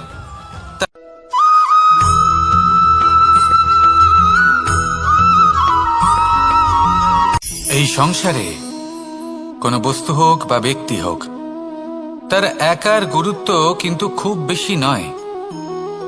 একটা উদাহরণ হিসেবে বৃষ্টির ফোঁটাকে ভেবে দেখুন। যদি একটি বৃষ্টির ফোঁটা হয় তাহলে তার খুব বেশি গুরুত্ব থাকে না, কিন্তু যখন সহস্র বৃষ্টির ফোঁটা মেঘের মধ্যে দিয়ে ঝরে পড়ে, তখন সেটা বর্ষার রূপ ধারণ করে। সেই বর্ষা যা এই প্রকৃতিকে শান্ত করে। সেইভাবেই পাথরের ছোট টুকরো, তার খুব বেশি গুরুত্ব থাকে না, কিন্তু যখন অসংখ্য পাথরের টুকরো একত্রিত হয় তখন তা পর্বতের আকার ধারণ করে। সেইভাবেই কিছু মানুষ যখন একত্রিত হন তখন তৈরি হয় পরিবার, কিছু পরিবার যখন একত্রিত হয় তখন তৈরি হয় সমাজ, যখন অনেক সংখ্যক সমাজ একত্রিত হয় তখন তৈরি হয় রাজ্য। এবার এই রাজ্যের সব থেকে গুরুত্বপূর্ণ ব্যক্তি হতে পারেন রাজা, কিন্তু তাও সেই রাজা একা কিছু করতে পারেন না। যুদ্ধ লড়ার সময় তারও নিজের সৈন্যদলকে প্রয়োজন পড়ে। কিন্তু এই সংসারে এমন একজন ব্যক্তি আছেন যিনি একাই সব কাজ করতে থাকেন, এবং সেই ব্যক্তি হলেন মা। আমাদের জীবনে একজন পিতার ভূমিকা কিন্তু নিঃসন্দেহে অমূল্য, কিন্তু আমাদের সকলের জীবনে যে ভূমিকা একজন মায়ের তা অন্য কারোর থাকে না। একজন মা একাই সন্তানকে বড় করতে পারেন, সংস্কারী করে তুলতে পারেন, তার জন্য পরিশ্রম করেন। আর এত কিছু কাজ করার পরেও তার কাজের জন্য তিনি প্রশংসা অবশ্য পান না। উল্টে যদি সেই সন্তান অনুচিত পথে চালিত হয়, অনুচিত কর্ম করে, তখন সেই মাকেই অপবাদের পাত্র হয়ে উঠতে হয়। আমাদের জীবনে মায়ের যোগদান কতটা সেটা বুঝুন।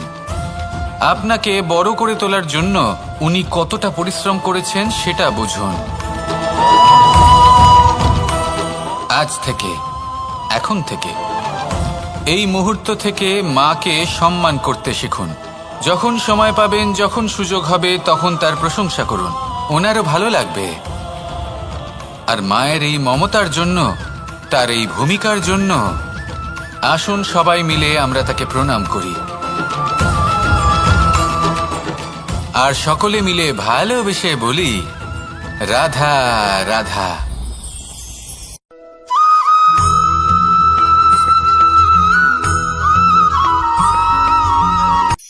এই সংসারে সাফল্য লাভ করার জন্য জ্ঞানের প্রয়োজন হয়, পরিশ্রমের প্রয়োজন হয়, দৃঢ় নিষ্ঠার প্রয়োজন হয়, নিরন্তর চেষ্টা করা প্রয়োজনীয়। কিন্তু আরো কিছু আছে যা অত্যন্ত প্রয়োজনীয় এবং গুরুত্বপূর্ণ। তা হলো ভালো বন্ধু। তাদের থাকা অত্যন্ত প্রয়োজনীয়। যদি ভালো বন্ধু থাকে তাহলে সময় এলে তারা ঢাল হয়ে আপনাকে সুরক্ষা করবেন। সময় এলে অস্ত্রের মতো শত্রুকে সংহারও করবেন। যদি তিনি জ্ঞানী হন, তাদের মধ্যে সদ্গুণ থাকে, তাহলে এই সব গুণ আপনার মধ্যেও প্রবেশ করবে। তাহলে সাফল্যের জন্য ভালো বন্ধু পাওয়া অত্যন্ত প্রয়োজনীয়। কিন্তু শুধু বন্ধু কেন, ভালো শত্রুও থাকা প্রয়োজনীয়। এবার আপনি ভাববেন, আমি কি বললাম? যদি আপনার জীবনেও ভালো অর্থাৎ শক্তিশালী শত্রু থাকে, তাহলে আপনিও শক্তিশালী হতে থাকবেন। এই শত্রু আপনাকে প্রেরিত করবে আরো বেশি শক্তিশালী হয়ে ওঠার। কখনো কোনো হরিণকে দেখুন, তীব্র গতিতে দৌড়তে থাকে। কেন তীব্র গতিতে দৌড়য়?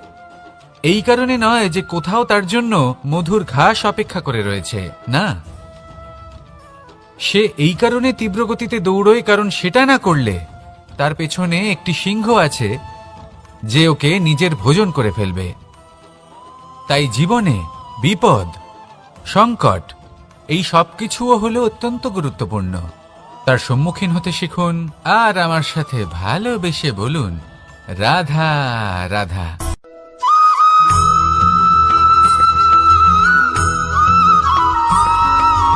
কথায় আছে, প্রত্যেক পুত্র তার পিতার প্রতিচ্ছবি হয়, আর সমস্ত প্রতিচ্ছবি চায় যেন সে তার অস্তিত্ব প্রাপ্ত করতে পারে। পুত্র চায় সে যেন তার পিতার মতো হয়, বা কখনো কখনো তার থেকেও শ্রেষ্ঠ হয়। সেটা কোনো অনুচিত ব্যাপার নয়। অনুচিত তখন হয় যখন পুত্র নিজের পিতার মতো হবার স্বপ্ন পূরণ করতে গিয়ে বা তার থেকেও শ্রেষ্ঠ হওয়ার স্বপ্ন পূরণে অনুচিত পথের আশ্রয় নেয়। কারণ তারপরে সে তার পিতার গুণগুলি আত্মসাৎ করতে চায় না। সে শুধুই এটা চায় যে সংসারের চোখে যেন আমি শ্রেষ্ঠ প্রমাণিত হই। এটা অনুচিত। সংসারে এমন অনেক মানুষ আছেন যারা এই কারণে শ্রেষ্ঠ হবার চেষ্টা করেন যাতে তার পরিবারের তার পিতার সম্মান বৃদ্ধি পায়। এমনও মানুষ থাকেন, আর এটাই হলো পার্থক্য উদ্দেশ্যের। মনে রাখবেন, যদি আপনার উদ্দেশ্য শুভ হয় তাহলে পথও শুভ হবে। যদি আপনার উদ্দেশ্য অশুভ হয় তাহলে পথও অশুভ হবে। তাহলে নিজের পিতার মতো হবার চেষ্টা অবশ্যই করুন, তার থেকেও শ্রেষ্ঠ হওয়ার চেষ্টা অবশ্যই করুন, কিন্তু মনে রাখবেন আপনার সংকল্প আর আপনার উদ্দেশ্য এই দুই শুভ হওয়া উচিত। তাহলে আসুন আর আমার সাথে ভালোবেসে বলুন, রাধা রাধা।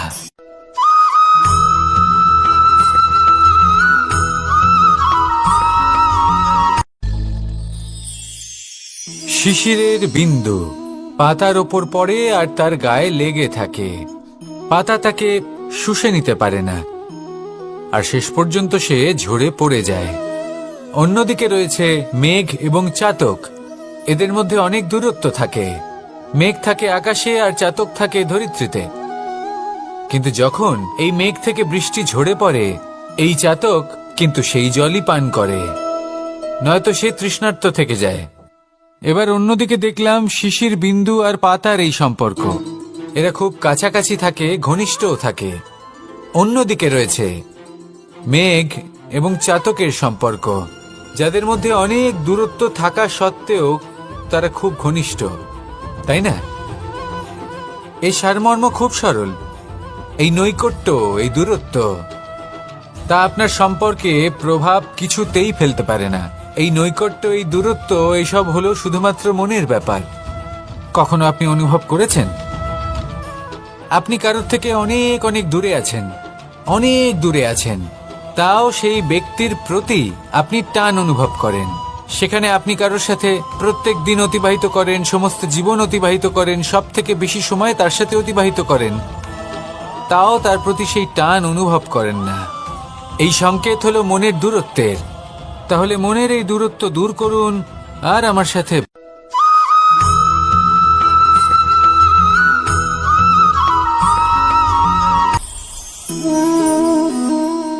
শক্তি এক অত্যন্ত বিচিত্র বস্তু, বা বলতে পারেন অনুভূতি।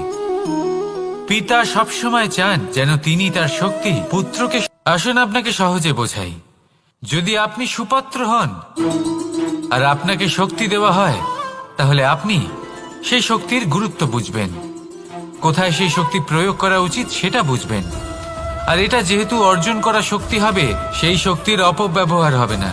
কিন্তু যদি এই আপনি কুপাত্র হন আর যদি আপনাকে এই শক্তি দেওয়া হয়, তাহলে কি হবে?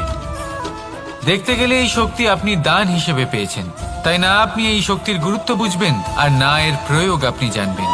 তার অপব্যবহার হওয়া সুনিশ্চিত। তাই যদি আপনি কোনো শক্তি অর্জন করতে চান, তাহলে আগে তার যোগ্য হয়ে উঠুন।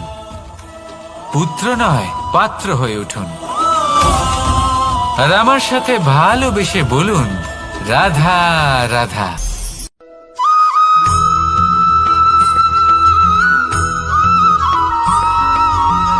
ভালো, শুধু ওনাদের কঠোর ব্যবহার দেখলে আমরা একটু ভয় পেয়ে যাই।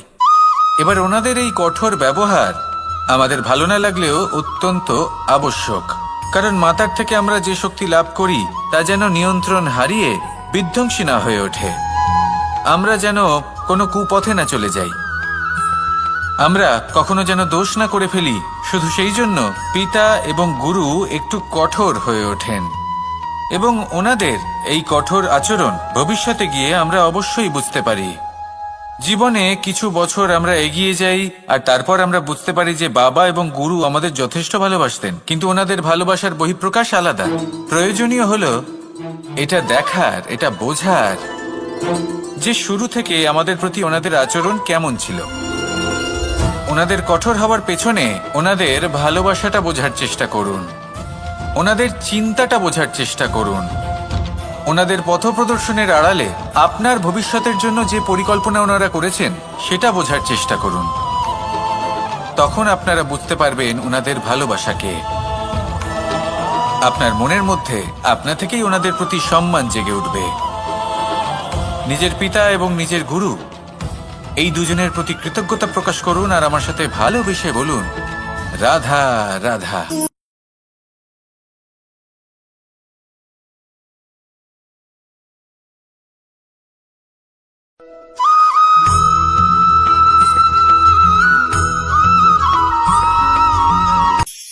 কখনো কোনো বাগানের কোনো বৃক্ষকে দেখেছেন যেখানে সুগন্ধি ফুল থাকে, রসালো ফল থাকে? তখন মন প্রফুল্ল হয়ে ওঠে, মন থেকে সেই বৃক্ষের প্রতি ভালোবাসা জন্মায়। কিন্তু যিনি বাগানের মালিক, শুধুমাত্র তিনিই জানেন যে কিভাবে এই বৃক্ষকে আগলে রাখতে হয়, কিভাবে তার পরিচর্যা করলে এতে সুন্দর সুগন্ধি ফুল হবে, রসালো ফল হবে। কখনো কখনো প্রয়োজনের থেকে বেশি রোদ পেলে এই বৃক্ষগুলি শুকিয়ে যায়, প্রয়োজনের থেকে কম রোদ পেলেও এই বৃক্ষ কিন্তু শুকিয়ে যায়। প্রয়োজনের থেকে কম জল যদি পায়, এই বৃক্ষ শুকিয়ে যেতে পারে। প্রয়োজনের থেকে অতিরিক্ত জল যদি পায়, তখনও এই বৃক্ষের শিকড়গুলি নষ্ট হয়ে যেতে পারে। এবার এটাই কিন্তু আমাদের সংসারের সাথেও হয়। আমাদের সংসারের সকল প্রতিভাশালী ব্যক্তি, যেমন লেখক, বিচারক, প্রবক্তা, যোদ্ধা, এদের সবার ক্ষেত্রে এই কথাটাই প্রযোজ্য। যদি বেশি প্রশংসা করা হয়, তাহলেও এরা হারিয়ে যাবেন। প্রয়োজনের থেকে বেশি যদি নিন্দা করা হয়, তখনও তারা নত হয়ে পড়বেন।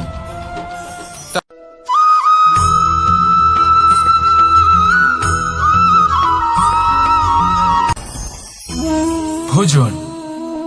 এবার ভোজন সংগ্রহ করার জন্য মানুষ কি না করেন, সবসময় চেষ্টা করতে থাকেন। ফসল উৎপাদনের জন্য অনেক পরিশ্রম করতে থাকেন, কিন্তু অনেক সময় অনেক পরিশ্রম করার পরেও ফসল ভালো উৎপাদন হয় না।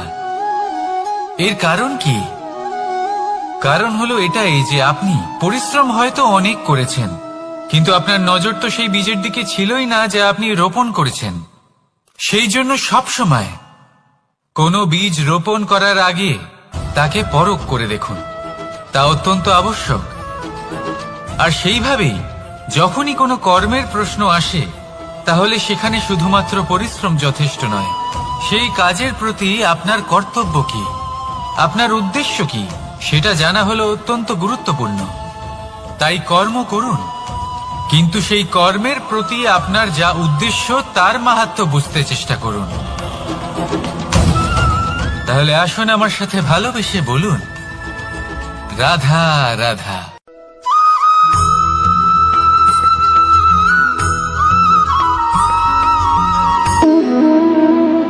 সম্পর্ক হলো আমাদের জীবনের একটি আধার।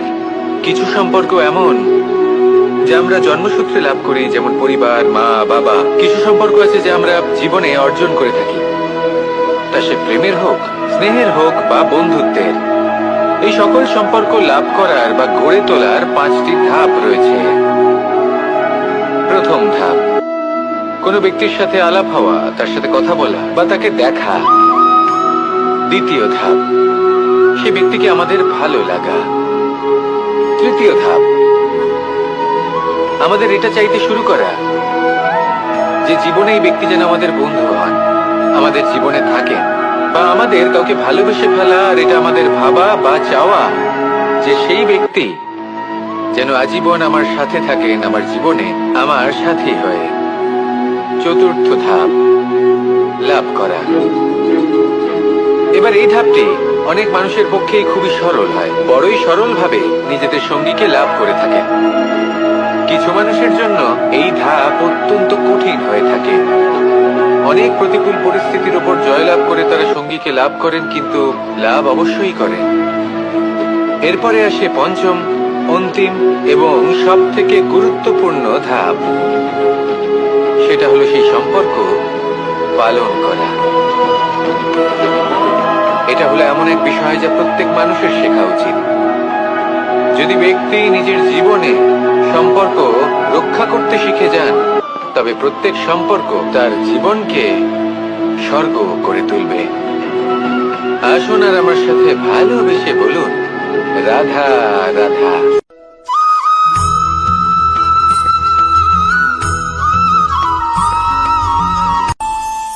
আমাদের মনে যখন কোনো প্রশ্ন ওঠে, কোনো দ্বন্দ্ব জাগে, তখন আমরা যাই আমাদের গুরুর কাছে, আমাদের আরাধ্যের কাছে গিয়ে জিজ্ঞেস করি। এইভাবেই একদিন আমি পৌঁছলাম আমার আরাধ্যের কাছে, আমার মহাদেবের কাছে, আর ওনাকে প্রশ্ন করলাম যে মহাদেব, জীবনে আনন্দ পাওয়ার, উৎসব পালনের, প্রেম ভাগ করে নেবার, জীবনকে উপভোগ করে নেওয়ার সর্বশ্রেষ্ঠ সময় কোনটা? মহাদেব হাসলেন আর উনি বললেন, জীবনে উৎসব পালনের সব থেকে শ্রেষ্ঠ দিন হল মৃত্যুর ঠিক আগের দিনটা। প্রেম ভাগ করে নেওয়ার সব থেকে শ্রেষ্ঠ মুহূর্ত হল মৃত্যুর ঠিক আগের মুহূর্ত। জীবনকে উপভোগ করে নেওয়ার সর্বশ্রেষ্ঠ প্রহর হল মৃত্যুর 1 প্রহর পূর্বে। তখন আমি চমকে গেলাম। আমি বললাম, কিন্তু মহাদেব, মৃত্যু তো অনিশ্চিত, আমরা জানিও না কবে আমাদের মৃত্যু হবে। মহাদেব আবার হাসলেন। উনি বললেন যে যদি আমরা এভাবে জীবন কাটাই যে আমরা জীবনের প্রত্যেক দিন, প্রত্যেক মুহূর্ত, প্রত্যেক প্রহর শেষ বলে মনে করি, তাহলে আমাদের সমস্ত জীবন আনন্দের সাথেই অতিবাহিত হবে। কি বলেন?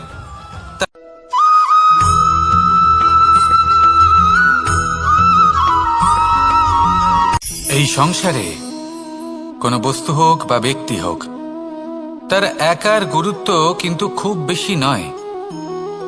একটা উদাহরণ হিসেবে বৃষ্টির ফোঁটাকে ভেবে দেখুন। যদি একটি বৃষ্টির ফোঁটা হয় তাহলে তার খুব বেশি গুরুত্ব থাকে না, কিন্তু যখন সহস্র বৃষ্টির ফোঁটা মেঘের মধ্যে দিয়ে ঝরে পড়ে, তখন সেটা বর্ষার রূপ ধারণ করে। সেই বর্ষা যা এই প্রকৃতিকে শান্ত করে। সেইভাবেই পাথরের ছোট টুকরো, তার খুব বেশি গুরুত্ব থাকে না, কিন্তু যখন অসংখ্য পাথরের টুকরো একত্রিত হয় তখন তা পর্বতের আকার ধারণ করে।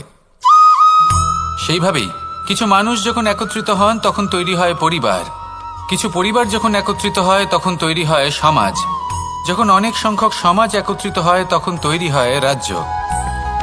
এবার এই রাজ্যের সব থেকে গুরুত্বপূর্ণ ব্যক্তি হতে পারেন রাজা, কিন্তু তাও সেই রাজা একা কিছু করতে পারেন না। যুদ্ধ লড়ার সময় তারও নিজের সৈন্যদলকে প্রয়োজন পড়ে। কিন্তু এই সংসারে এমন একজন ব্যক্তি আছেন যিনি একাই সব কাজ করতে থাকেন, এবং সেই ব্যক্তি হলেন মা। আমাদের জীবনে একজন পিতার ভূমিকা কিন্তু নিঃসন্দেহে অমূল্য, কিন্তু আমাদের সকলের জীবনে যে ভূমিকা একজন মায়ের তা অন্য কারোর থাকে না। একজন মা একাই সন্তানকে বড় করতে পারেন, সংস্কারী করে তুলতে পারেন, তার জন্য পরিশ্রম করেন। আর এত কিছু কাজ করার পরেও তার কাজের জন্য তিনি প্রশংসা অবশ্য পান না। উল্টে যদি সেই সন্তান অনুচিত পথে চালিত হয়, অনুচিত কর্ম করে, তখন সেই মাকেই অপবাদের পাত্র হয়ে উঠতে হয়। আমাদের জীবনে মায়ের যোগদান কতটা সেটা বুঝুন। আপনাকে বড় করে তোলার জন্য উনি কতটা পরিশ্রম করেছেন সেটা বুঝুন। আজ থেকে, এখন থেকে, এই মুহূর্ত থেকে মাকে সম্মান করতে শিখুন। যখন সময় পাবেন, যখন সুযোগ হবে, তখন তার প্রশংসা করুন, ওনারও ভালো লাগবে। আর মায়ের এই মমতার জন্য, তার এই ভূমিকার জন্য আসুন সবাই মিলে আমরা তাকে প্রণাম করি, আর সকলে মিলে ভালোবেসে বলি, রাধা রাধা।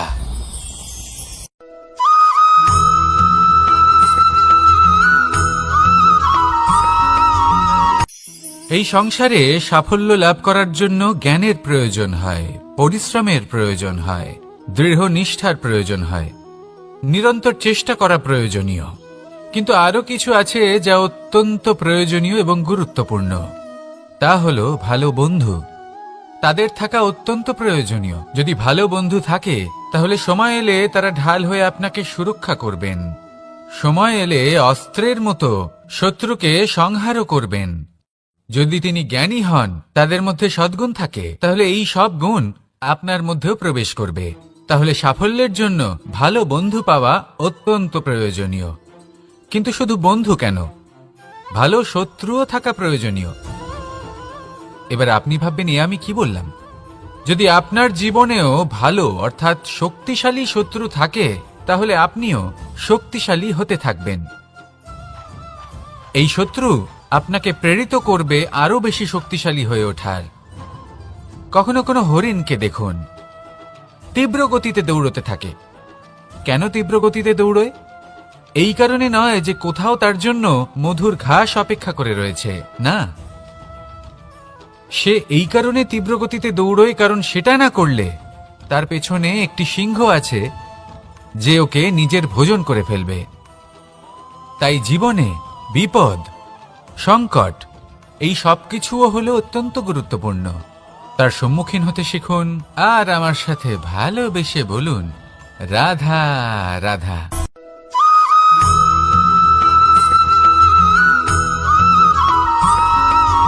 কথায় আছে, প্রত্যেক পুত্র তার পিতার প্রতিচ্ছবি হয়, আর সমস্ত প্রতিচ্ছবি চায় যেন সে তার অস্তিত্ব প্রাপ্ত করতে পারে। পুত্র চায় সে যেন তার পিতার মতো হয়, বা কখনো কখনো তার থেকেও শ্রেষ্ঠ হয়। সেটা কোনো অনুচিত ব্যাপার নয়। অনুচিত তখন হয় যখন পুত্র নিজের পিতার মতো হবার স্বপ্ন পূরণ করতে গিয়ে বা তার থেকেও শ্রেষ্ঠ হওয়ার স্বপ্ন পূরণে অনুচিত পথের আশ্রয় নেয়। কারণ তারপরে সে তার পিতার গুণগুলি আত্মসাৎ করতে চায় না। সে শুধুই এটা চায় যে সংসারের চোখে যেন আমি শ্রেষ্ঠ প্রমাণিত হই। এটা অনুচিত। সংসারে এমন অনেক মানুষ আছেন যারা এই কারণে শ্রেষ্ঠ হওয়ার চেষ্টা করেন যাতে তার পরিবারের, তার পিতার সম্মান বৃদ্ধি পায়। এমনও মানুষ থাকেন, আর এটাই হলো পার্থক্য উদ্দেশ্যের। মনে রাখবেন, যদি আপনার উদ্দেশ্য শুভ হয় তাহলে পথও শুভ হবে। যদি আপনার উদ্দেশ্য অশুভ হয় তাহলে পথও অশুভ হবে। তাহলে নিজের পিতার মতো হবার চেষ্টা অবশ্যই করুন, তার থেকেও শ্রেষ্ঠ হওয়ার চেষ্টা অবশ্যই করুন, কিন্তু মনে রাখবেন আপনার সংকল্প আর আপনার উদ্দেশ্য এই দুই শুভ হওয়া উচিত। তাহলে আসুন আর আমার সাথে ভালোবেসে বলুন, রাধা রাধা।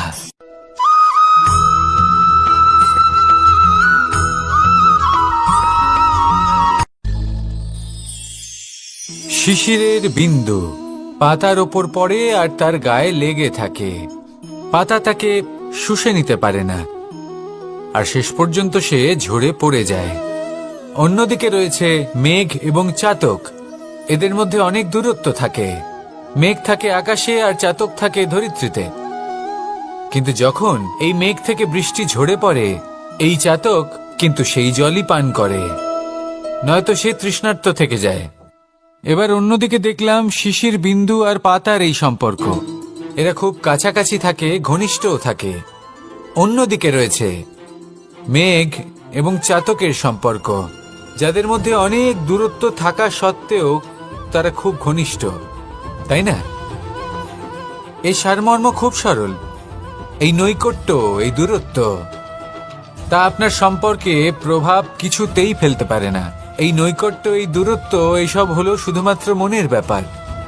কখনো আপনি অনুভব করেছেন আপনি কারোর থেকে অনেক অনেক দূরে আছেন, অনেক দূরে আছেন, তাও সেই ব্যক্তির প্রতি আপনি টান অনুভব করেন।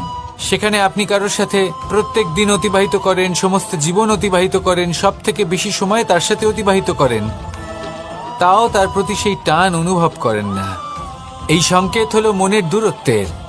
তাহলে মনের এই দূরত্ব দূর করুন আর আমার সাথে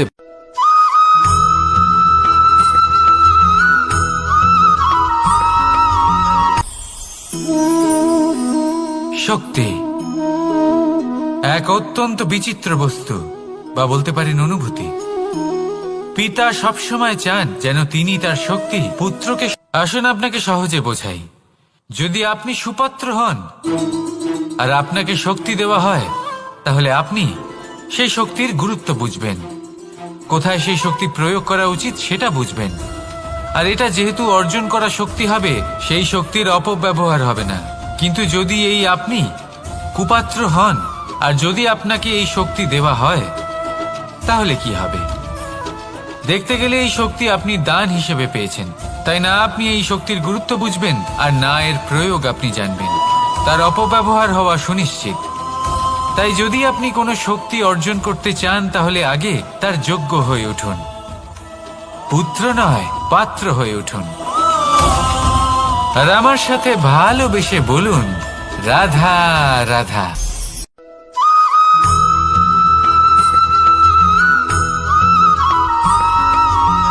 ভালো, শুধু ওনাদের কঠোর ব্যবহার দেখলে আমরা একটু ভয় পেয়ে যাই।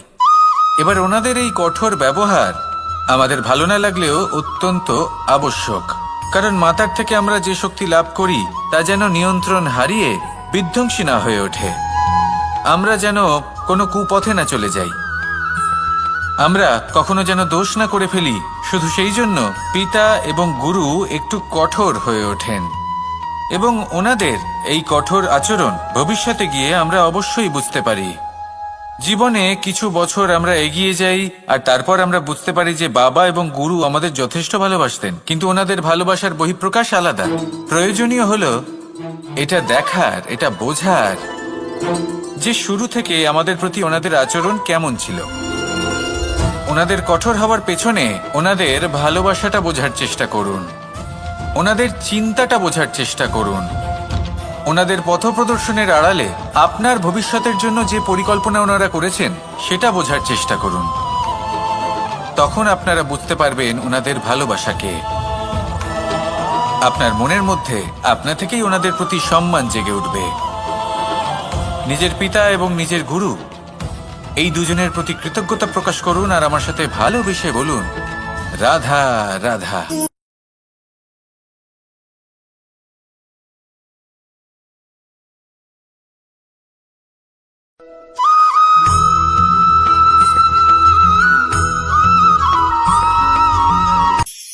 কখনো কোনো বাগানের কোনো বৃক্ষকে দেখেছেন যেখানে সুগন্ধি ফুল থাকে, রসালো ফল থাকে? তখন মন প্রফুল্ল হয়ে ওঠে, মন থেকে সেই বৃক্ষের প্রতি ভালোবাসা জন্মায়। কিন্তু যিনি বাগানের মালিক, শুধুমাত্র তিনিই জানেন যে কিভাবে এই বৃক্ষকে আগলে রাখতে হয়। কিভাবে তার পরিচর্যা করলে এতে সুন্দর সুগন্ধি ফুল হবে, রসালো ফল হবে। কখনো কখনো প্রয়োজনের থেকে বেশি রোদ পেলে এই বৃক্ষগুলি শুকিয়ে যায়, প্রয়োজনের থেকে কম রোদ পেলেও এই বৃক্ষ কিন্তু শুকিয়ে যায়। প্রয়োজনের থেকে কম জল যদি পায় এই বৃক্ষ শুকিয়ে যেতে পারে, প্রয়োজনের থেকে অতিরিক্ত জল যদি পায় তখনও এই বৃক্ষের শিকড়গুলি নষ্ট হয়ে যেতে পারে। এবার এটাই কিন্তু আমাদের সংসারের সাথেও হয়। আমাদের সংসারের সকল প্রতিভাশালী ব্যক্তি, যেমন লেখক, বিচারক, প্রবক্তা, যোদ্ধা, এদের সবার ক্ষেত্রে এই কথাটাই প্রযোজ্য। যদি বেশি প্রশংসা করা হয় তাহলেও এরা হারিয়ে যাবেন। প্রয়োজনের থেকে বেশি যদি নিন্দা করা হয় তখনও তারা নত হয়ে পড়বেন।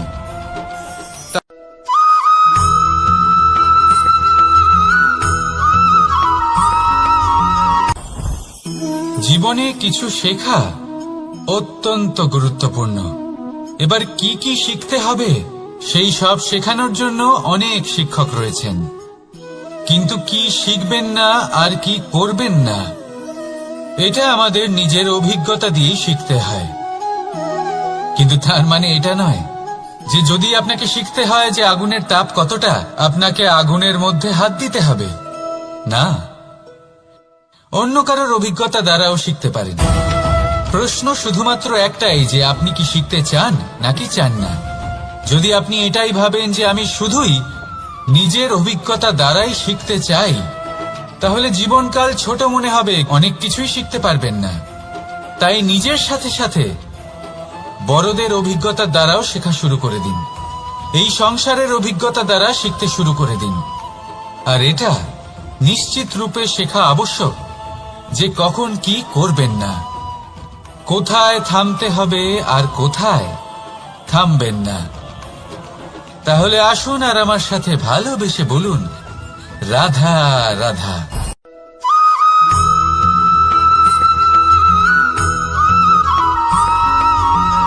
এই সংসারে সবথেকে বেশি কোমল বস্তু হলো রেশম। এই রেশম এতটাই কোমল হয় যে এর পুরো একটা থান শুধুমাত্র একটা হাতে ধরা সম্ভব। কখনো ভেবে দেখেছেন এই রেশম কিভাবে হয়? একটি কীট তার লালার দ্বারা উৎপন্ন হয়। এই কীট সেই রেশমকে পাক দিতে থাকে, পাক দিতেই থাকে আর আস্তে আস্তে তার মধ্যেই জড়িয়ে পড়ে। শেষে ওর এই সুন্দর অমূল্য সৃষ্টি রেশমের এই সুতো তার নির্মাণ কার্য পূর্ণ হয়, কিন্তু তাতেই ও নিজে বন্দী হয়ে যায়। নিজেরই মায়াজালের এই বন্দী গৃহে নিজেই ফেঁসে যায়। এবার এই সুতোকে ব্যবহারযোগ্য করে তোলার জন্য এই কীটগুলিকে এই কবচের সাথেই ফুটন্ত জলে ফেলে দেওয়া হয়। এই সংসারে যদি আমাদের স্বপ্ন এই সংসারের দুঃখ হরণ করার জন্য, এই সংসারে সুখ বিতরণ করার জন্য হয়, তবেই আমাদের প্রগতি সম্ভব। যদি আমাদের এই স্বপ্ন শুধুই আমাদের এবং আমাদের স্বার্থ সিদ্ধির জন্য হয়, তাহলে এই স্বপ্ন আমাদের অন্ধ করে দেবে, আমাদের অন্ধকারের পথে নিয়ে যাবে, আর আমরাও সেই কীটের মতো হয়ে যাব। নিজেদেরই মায়াজালে আমরা নিজেই ফেঁসে যাব, আর শেষে আমরা যদি কিছু লাভ করি তা হবে একাকিত্ব, অন্ধকারময় মৃত্যু। তাই স্বপ্ন অবশ্যই দেখুন, কিন্তু এমন ভাবে স্বপ্ন দেখবেন না যে তার এই বন্দিগৃহে আপনি নিজেই ফেঁসে গেলেন। স্বপ্ন দেখুন পরোপকারে।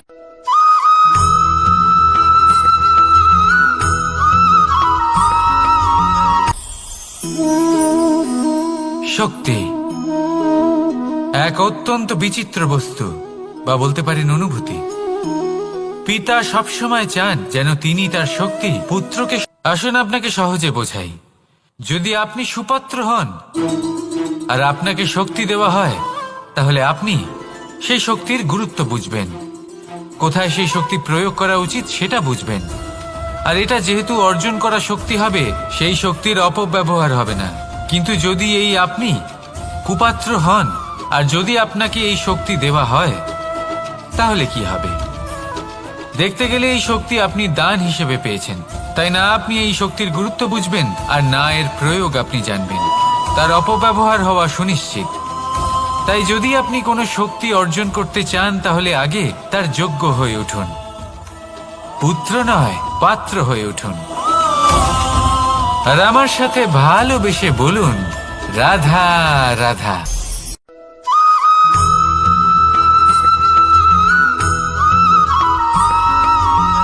এই সংসারে প্রত্যেক মানুষ এটাই চান যে তিনি যেন ধনবান হন, আর্থিক অবস্থা তার ভালো থাকে, ওনার বাড়িতে লক্ষ্মীর আগমন হয়। কিন্তু সেটা হবে কি করে, সেটাই হলো প্রশ্ন। কেউ বলেন যে যদি পরিশ্রম করো তাহলে ধন অর্জন সম্ভব, কেউ বলেন যে যদি বিদ্যা লাভ হয় তবেই ধন অর্জন সম্ভব, কেউ বলেন যে যদি বলশালী হও তবেই সম্পন্ন থাকবে। ভালো কথা, যদি তাই হয়ে থাকে, তবে দিনমজুর সারা দিন পরিশ্রম করেন, তিনি কেন ধনী হন না? অনেকজন বিদ্বান মানুষ আছেন এই সংসারে, তারা কেন ধনবান হন না? অনেক সংখ্যক বলশালী ব্যক্তি আছেন, তাদের কাছে ধন নেই কেন?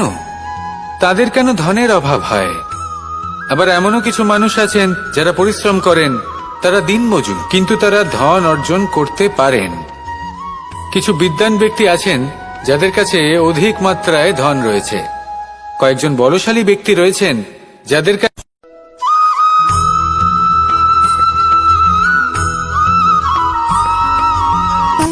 সুখ, দুঃখ এবং শক্তি, এই তিন হলো এই সংসারের ত্রিদেবের মতো। আমাদের জীবনে যা কিছু ঘটছে এই তিনটির ভিত্তির উপরেই হচ্ছে। আসলে এই সংসারের একটা নিয়ম আছে, যখনই আপনি কিছু লাভ করেন এই সংসার আপনার পরীক্ষা নেয়। এটা জানার জন্য আপনার পরীক্ষা নেয় যে আপনি যা কিছুই লাভ করেছেন আপনি কি আদৌ সেটার যোগ্য কিনা। ঠিক সেইভাবেই এই সুখ, দুঃখ এবং শক্তি আপনার পরীক্ষা নিয়ে থাকে। যখন সুখ আসে তখন সে আপনার পরীক্ষা নেয় যে আপনার মধ্যে অহংবোধ জাগ্রত হয়নি তো।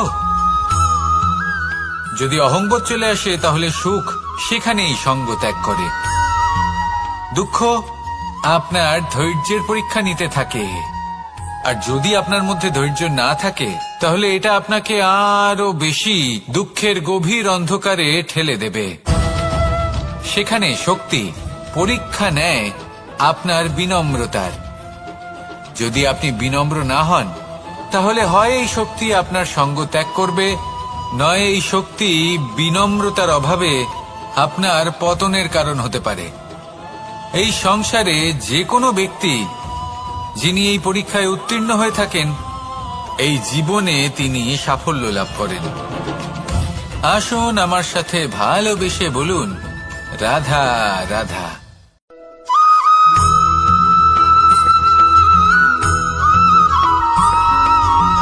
পঞ্চতত্ত্বের মধ্যে দ্বিতীয় তত্ত্ব হল ধরণী, ভূমি, যাকে আমরা ধরণী মাতা বলি।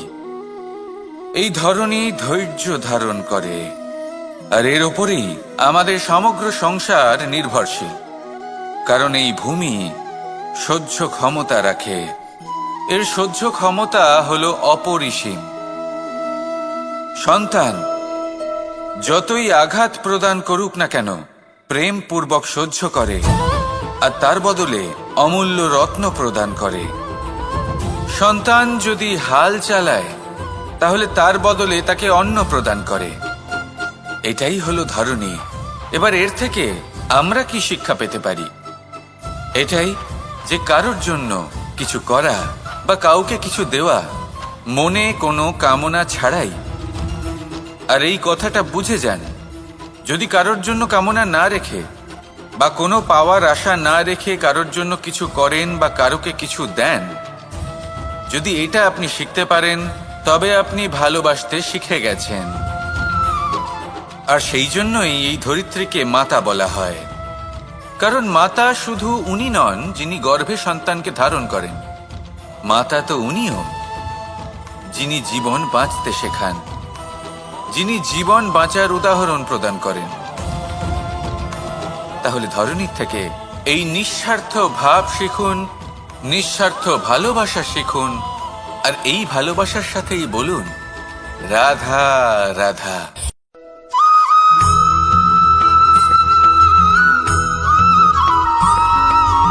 মানুষ জন্মগ্রহণ করে, তার সাথে ভয়েরও জন্ম হয়।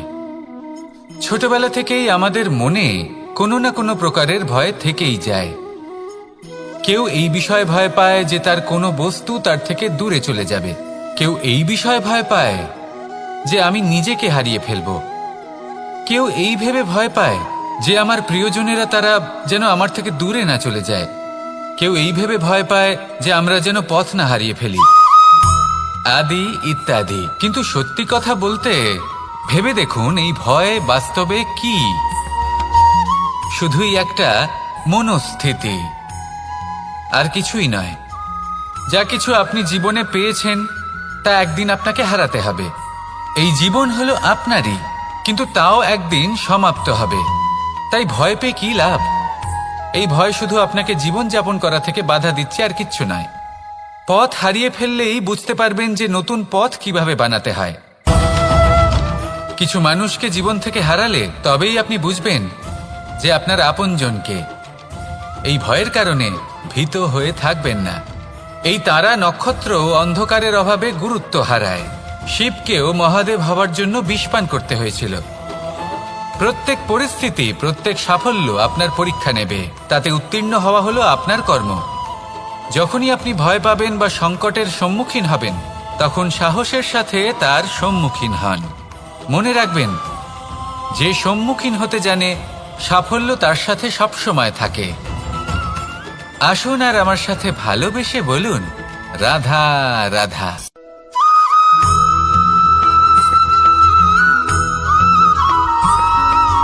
জীবনে অগ্রসর হওয়ার জন্য আমাদের কাকে প্রয়োজন হয়? মাতা পিতা, বন্ধু, প্রেম, সাহায্য, অর্থ, পরিশ্রম, আশা।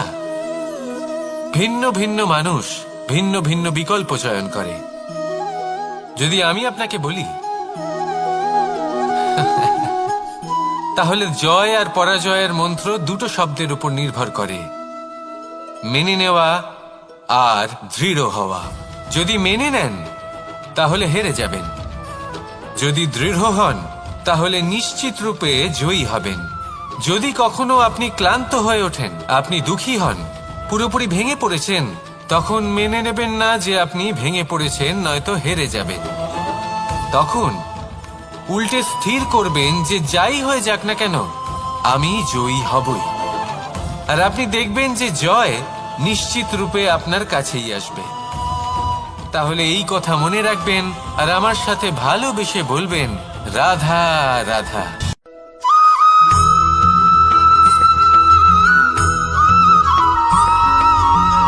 এই সংসারে কোনো বস্তু হোক বা ব্যক্তি হোক, তার একার গুরুত্ব কিন্তু খুব বেশি নয়। একটা উদাহরণ হিসেবে বৃষ্টির ফোঁটাকে ভেবে দেখুন। যদি একটি বৃষ্টির ফোঁটা হয় তাহলে তার খুব বেশি গুরুত্ব থাকে না, কিন্তু যখন সহস্র বৃষ্টির ফোঁটা মেঘের মধ্যে দিয়ে ঝরে পড়ে, তখন সেটা বর্ষার রূপ ধারণ করে। সেই বর্ষা যা এই প্রকৃতিকে শান্ত করে। সেইভাবেই পাথরের ছোট টুকরো, তার খুব বেশি গুরুত্ব থাকে না, কিন্তু যখন অসংখ্য পাথরের টুকরো একত্রিত হয় তখন তা পর্বতের আকার ধারণ করে। সেইভাবেই কিছু মানুষ যখন একত্রিত হন তখন তৈরি হয় পরিবার, কিছু পরিবার যখন একত্রিত হয় তখন তৈরি হয় সমাজ, যখন অনেক সংখ্যক সমাজ একত্রিত হয় তখন তৈরি হয় রাজ্য। এবার এই রাজ্যের সবথেকে গুরুত্বপূর্ণ ব্যক্তি হতে পারেন রাজা, কিন্তু তাও সেই রাজা একা কিছু করতে পারেন না। যুদ্ধ লড়ার সময় তারও নিজের সৈন্যদলকে প্রয়োজন পড়ে। কিন্তু এই সংসারে এমন একজন ব্যক্তি আছেন যিনি একাই সব কাজ করতে থাকেন, এবং সেই ব্যক্তি হলেন মা। আমাদের জীবনে একজন পিতার ভূমিকা কিন্তু নিঃসন্দেহে অমূল্য, কিন্তু আমাদের সকলের জীবনে যে ভূমিকা একজন মায়ের তা অন্য কারোর থাকে না। একজন মা একাই সন্তানকে বড় করতে পারেন, সংস্কারী করে তুলতে পারেন, তার জন্য পরিশ্রম করেন। আর এত কিছু কাজ করার পরেও তার কাজের জন্য তিনি প্রশংসা অবশ্য পান না। উল্টে যদি সেই সন্তান অনুচিত পথে চালিত হয়, অনুচিত কর্ম করে, তখন সেই মাকেই অপবাদের পাত্র হয়ে উঠতে হয়। আমাদের জীবনে মায়ের যোগদান কতটা সেটা বুঝুন। আপনাকে বড় করে তোলার জন্য উনি কতটা পরিশ্রম করেছেন সেটা বুঝুন। আজ থেকে, এখন থেকে, এই মুহূর্ত থেকে মাকে সম্মান করতে শিখুন। যখন সময় পাবেন, যখন সুযোগ হবে, তখন তার প্রশংসা করুন। ওনারও ভালো লাগবে। আর মায়ের এই মমতার জন্য, তার এই ভূমিকার জন্য আসুন সবাই মিলে আমরা তাকে প্রণাম করি। আর সকলে মিলে ভালোবেসে বলি, রাধা রাধা।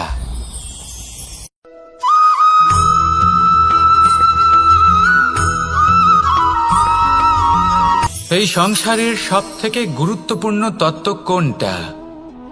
প্রথম হলো সময়। জন্ম থেকে মৃত্যু পর্যন্ত এই যে সময়, এটাই তো হলো জীবন।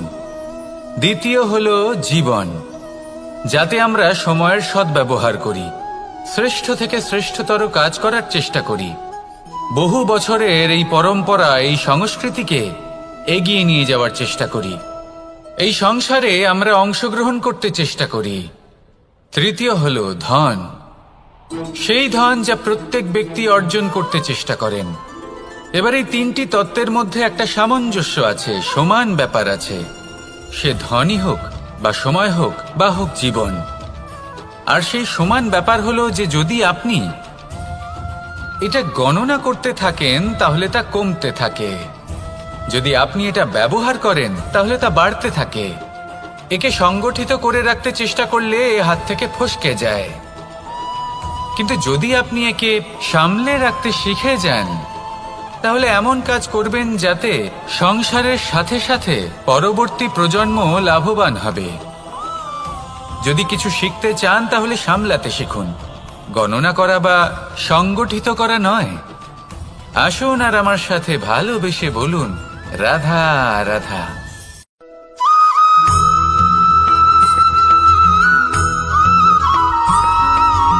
কথায় আছে, প্রত্যেক পুত্র তার পিতার প্রতিচ্ছবি হয়, আর সমস্ত প্রতিচ্ছবি চায় যেন সে তার অস্তিত্ব প্রাপ্ত করতে পারে। পুত্র চায় সে যেন তার পিতার মতো হয় বা কখনো কখনো তার থেকেও শ্রেষ্ঠ হয়। সেটা কোনো অনুচিত ব্যাপার নয়। অনুচিত তখন হয় যখন পুত্র নিজের পিতার মতো হবার স্বপ্ন পূরণ করতে গিয়ে বা তার থেকেও শ্রেষ্ঠ হওয়ার স্বপ্ন পূরণে অনুচিত পথের আশ্রয় নেয়। কারণ তারপরে সে তার পিতার গুণগুলি আত্মসাৎ করতে চায় না। সে শুধুই এটা চায় যে সংসারের চোখে যেন আমি শ্রেষ্ঠ প্রমাণিত হই। এটা অনুচিত। সংসারে এমন অনেক মানুষ আছেন যারা এই কারণে শ্রেষ্ঠ হবার চেষ্টা করেন যাতে তার পরিবারের, তার পিতার সম্মান বৃদ্ধি পায়। এমনও মানুষ থাকেন। আর এটাই হলো পার্থক্য উদ্দেশ্যের। মনে রাখবেন, যদি আপনার উদ্দেশ্য শুভ হয় তাহলে পথও শুভ হবে, যদি আপনার উদ্দেশ্য অশুভ হয় তাহলে পথও অশুভ হবে। তাহলে নিজের পিতার মতো হবার চেষ্টা অবশ্যই করুন, তার থেকেও শ্রেষ্ঠ হওয়ার চেষ্টা অবশ্যই করুন, কিন্তু মনে রাখবেন আপনার সংকল্প আর আপনার উদ্দেশ্য এই দুই শুভ হওয়া উচিত। তাহলে আসুন আর আমার সাথে ভালোবেসে বলুন, রাধা রাধা।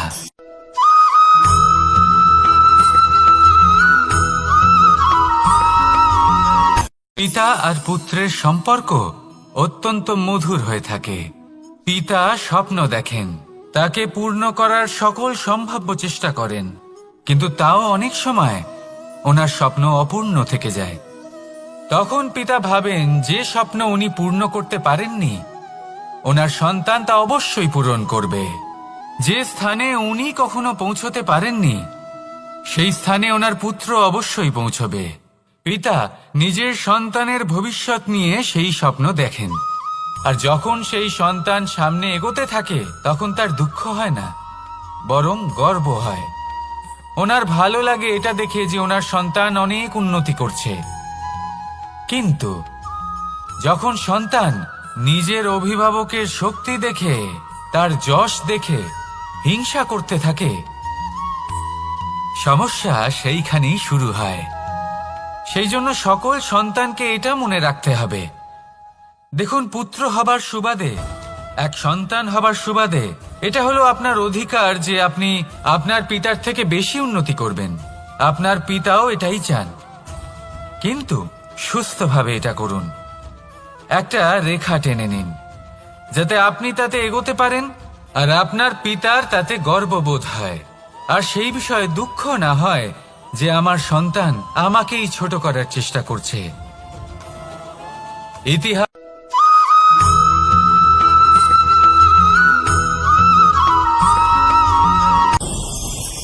ভয়ের সাথে আমরা সবাই পরিচিত, কষ্টও আমরা সবাই পেয়েছি।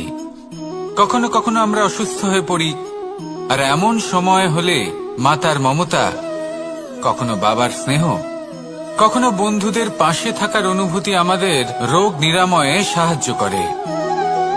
কখনো যদি আমরা নিরাশ হয়ে পড়ি, তখন যদি আমাদের কোনো আপনজন আমাদের দুটো ভালো কথা বলে, তখন আমাদের মনোবল বেড়ে যায়। ঠিক তেমন সংসারের এই রঙ্গমঞ্চে যদি আপনি পীড়িত অনুভব করেন, কিছু শুভ কথা আলোচনা করুন, কিছু স্তুতি গান করুন, কিছু মুহূর্তের জন্য হলেও নিজের ইষ্টদেবের কথা স্মরণ করুন আর প্রার্থনা করুন। সাহস বাড়বে, শক্তিও বৃদ্ধি পাবে এবং সামনে এগিয়ে চলার পথও দেখতে পাবেন। তখন এই মন প্রসন্ন হয়ে বলবে, রাধা রাধা।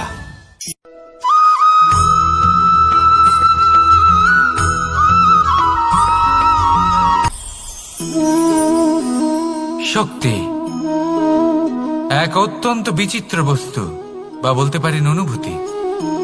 পিতা সবসময় চান যেন তিনি তার শক্তি পুত্রকে। আসুন আপনাকে সহজে বোঝাই। যদি আপনি সুপাত্র হন আর আপনাকে শক্তি দেওয়া হয়, তাহলে আপনি সেই শক্তির গুরুত্ব বুঝবেন, কোথায় সেই শক্তি প্রয়োগ করা উচিত সেটা বুঝবেন।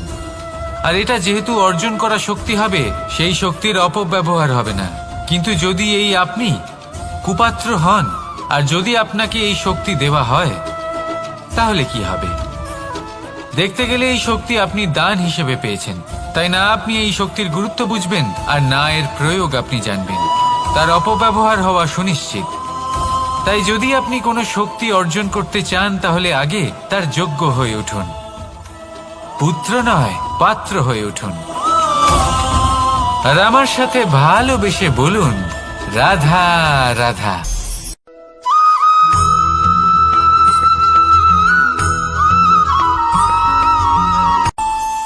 আমাদের মনে যখন কোনো প্রশ্ন ওঠে, কোনো দ্বন্দ্ব জাগে, তখন আমরা যাই আমাদের গুরুর কাছে, আমাদের আরাধ্যের কাছে গিয়ে জিজ্ঞেস করি।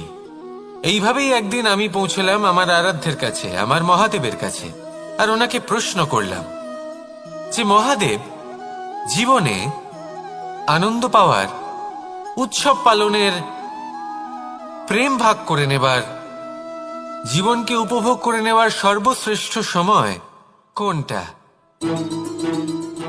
মহাদেব হাসলেন আর উনি বললেন, জীবনে উৎসব পালনের সবথেকে শ্রেষ্ঠ দিন হলো মৃত্যুর ঠিক আগের দিনটা।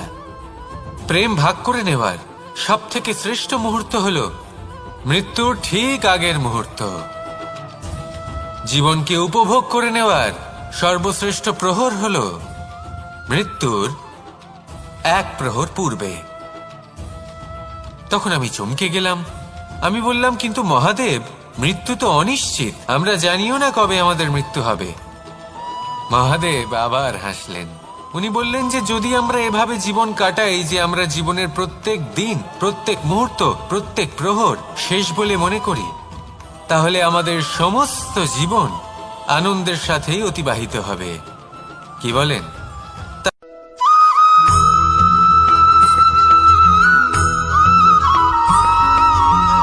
এই সংসারের সবথেকে গুরুত্বপূর্ণ তত্ত্ব কোনটা? প্রথম হলো সময়। জন্ম থেকে মৃত্যু পর্যন্ত এই যে সময়, এটাই তো হলো জীবন। দ্বিতীয় হলো জীবন, যাতে আমরা সময়ের সদ্ব্যবহার করি, শ্রেষ্ঠ থেকে শ্রেষ্ঠতর কাজ করার চেষ্টা করি। বহু বছরের এই পরম্পরা, এই সংস্কৃতিকে এগিয়ে নিয়ে যাওয়ার চেষ্টা করি। এই সংসারে আমরা অংশগ্রহণ করতে চেষ্টা করি। তৃতীয় হলো ধন, সেই ধন যা প্রত্যেক ব্যক্তি অর্জন করতে চেষ্টা করেন। এবার এই তিনটি তত্ত্বের মধ্যে একটা সামঞ্জস্য আছে, সমান ব্যাপার আছে, সে ধনই হোক বা সময় হোক বা হোক জীবন। আর সেই সমান ব্যাপার হলো যে যদি আপনি এটা গণনা করতে থাকেন তাহলে তা কমতে থাকে, যদি আপনি এটা ব্যবহার করেন তাহলে তা বাড়তে থাকে। একে সংগঠিত করে রাখতে চেষ্টা করলে এ হাত থেকে ফসকে যায়, কিন্তু যদি আপনি একে সামলে রাখতে শিখে যান তাহলে এমন কাজ করবেন যাতে সংসারের সাথে সাথে পরবর্তী প্রজন্ম লাভবান হবে। যদি কিছু শিখতে চান তাহলে সামলাতে শিখুন, গণনা করা বা সংগঠিত করা নয়। আসুন আর আমার সাথে ভালোবেসে বলুন, রাধা রাধা।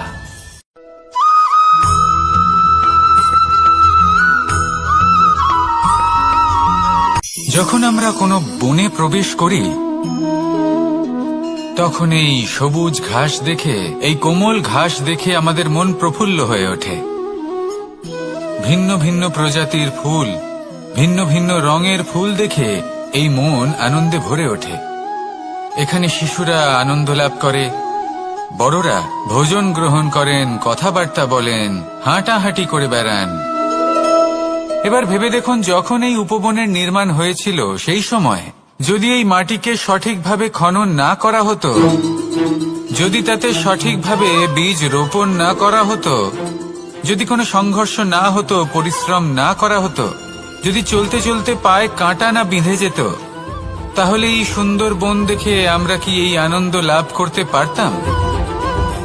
কখনোই নয়। ধরুন কোনো নদীর তটে সুন্দর একটি বন আছে, সেই বনের আনন্দ লাভ করতে গেলে আপনাকে সেই নদী পার করতেই হবে। যদি সুখের নদীর কাছে পৌঁছতে চান তাহলে তটে যে কাঁটা রয়েছে সেগুলোর সাথে সংঘর্ষ করতেই হবে। এই সংসারে যদি আপনি সুখ লাভ করতে চান তাহলে সুখ লাভের এই যাত্রা শুরু করতে হবে সংঘর্ষ দ্বারা। তাহলে সংঘর্ষকে স্বাগত জানান, এর পেছনেই সুখ রয়েছে যা আপনার জন্য অপেক্ষা করছে। এবার হাসুন আর আমার সাথে ভালোবেসে বলুন, রাধা।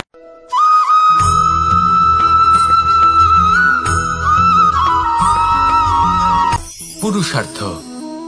শাস্ত্রে 4 ধরনের পুরুষার্থের কথা বলা হয়েছে। প্রথম হলো ধর্ম। আপনি কি জানেন এই ধর্ম আসলে কি? আপনার কি মনে হয় ধর্ম আসলে কি? কোনো বিশেষ ঈশ্বরকে মানাই কি ধর্ম বলা হয়? নাকি কোনো বিশেষ রীতি পালন করাই হলো ধর্ম? নাকি কোনো বিশেষ সাহিত্যকে সর্বশ্রেষ্ঠ মনে করাই হলো ধর্ম? না, ধর্ম হলো সেটা যাকে ধারণ করা যেতে পারে। আর ধারণ শুধু সেটাই করা যায় যা পবিত্র। পবিত্র শুধু তাকেই বলা হয় যা নিঃস্বার্থ, যার মধ্যে শাসন করার কোনো ইচ্ছে নেই, যা সরলভাবেই প্রবাহমান, জল এবং বায়ুর মতো। যখন কোনো ব্যক্তি ধর্মকে ধারণ করেন এবং সেই ধর্ম সেই ব্যক্তিকে রক্ষা করে, তখন তাকে ধর্ম বলা হয়। ধর্ম যা রক্ষা করে অহংকার থেকে, খারাপ চিন্তার হাত থেকে। সেই জন্য পুরুষার্থ গড়ে তোলার আগে, ধর্ম পালন করার আগে ধর্মের প্রকৃত অর্থ কি সেটা বুঝে নিন। এটা জেনে রাখুন যে সমস্ত ধর্মের আধার, সমস্ত ধর্মের ভিত শুধুমাত্র ভালোবাসা। আসুন আর এই ভালোবাসার সাথেই বলুন, রাধা রাধা।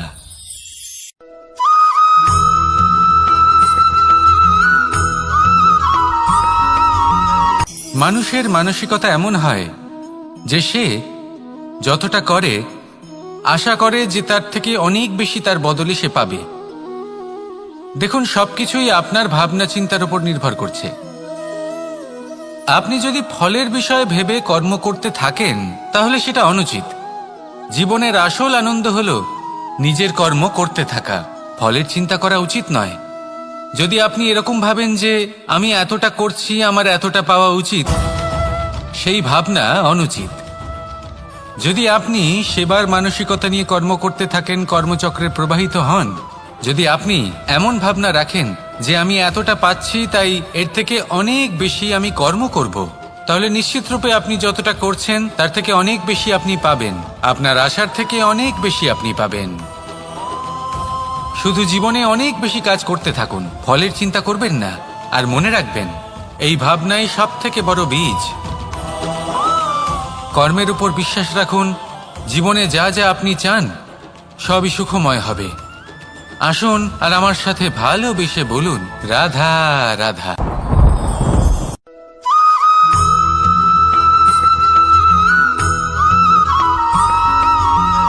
সংসারে আমাদের জীবনে যখন কোনো সুখ বা দুঃখ আসে, তার জন্য আমরা কাউকে না কাউকে অবশ্যই দায়ী করে থাকি, তাই না? এই ব্যক্তি আমাদের সাথে এরকম কাজ করেছেন, তাই আমার সাথে এমন হলো। ওই ব্যক্তি যদি এমনটা না করতেন, তাহলে আজ আমি ওই স্থানে পৌঁছতে পারতাম। সবই আপনার দৃষ্টিভঙ্গির ওপর নির্ভরশীল। আর যদি আপনার দৃষ্টিভঙ্গি এমন হয়, তাহলে তা অনুচিত। সত্যি কথা বলতে, এই সংসারে ভিন্ন ভিন্ন ধরনের মানুষ আছে। এটা আপনার উপর নির্ভর করছে কিভাবে তাদের স্বাগত জানাবেন। একবার ভাবুন, আমি আমার দুটো হাত সামনে নিয়ে এলাম, দুটো মুঠো খুলে দিলাম। দুই প্রকারের মানুষ আসবেন, কিছু না কিছু দিয়ে যাবেন। এই মুঠো যদি আমি বন্ধ করে দিই, তাহলে না কেউ আমাকে কিছু দিতে পারবে, না আমার কিছু যাবে আসবে।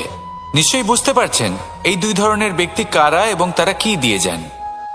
আমি যদি নিজের মুঠো খুলে দিই, তাহলে কিছু ভালো মানুষ আসবেন, আমাকে আনন্দ, সন্তুষ্টি, জ্ঞান প্রদান করে যাবেন, ভালো অভিজ্ঞতা দিয়ে যাবেন। কোনো খারাপ ব্যক্তি যদি আসেন, তাহলে তিনিও খারাপ অভিজ্ঞতা দেবেন, যার থেকে আমি শিক্ষা লাভ করব।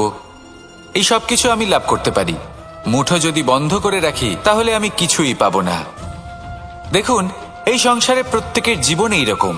প্রত্যেকের জীবনে সবকিছুই আছে, ভালো খারাপ দুই মানুষই আছে। ভালো অভিজ্ঞতা আছে, খারাপ অভিজ্ঞতা আছে। নির্ভর করছে আপনার উপর যে আপনি কি করবেন। এনাদের স্বাগত কিভাবে জানাবেন, কার থেকে কি বুঝবেন, কি শিখতে পারবেন, আর কোন দৃষ্টিভঙ্গি নিয়ে অগ্রসর হবেন। এটাই নির্ধারণ করবে যে আপনার জীবন কেমন হবে। আসুন আমার সাথে ভালোবেসে বলুন, রাধা রাধা।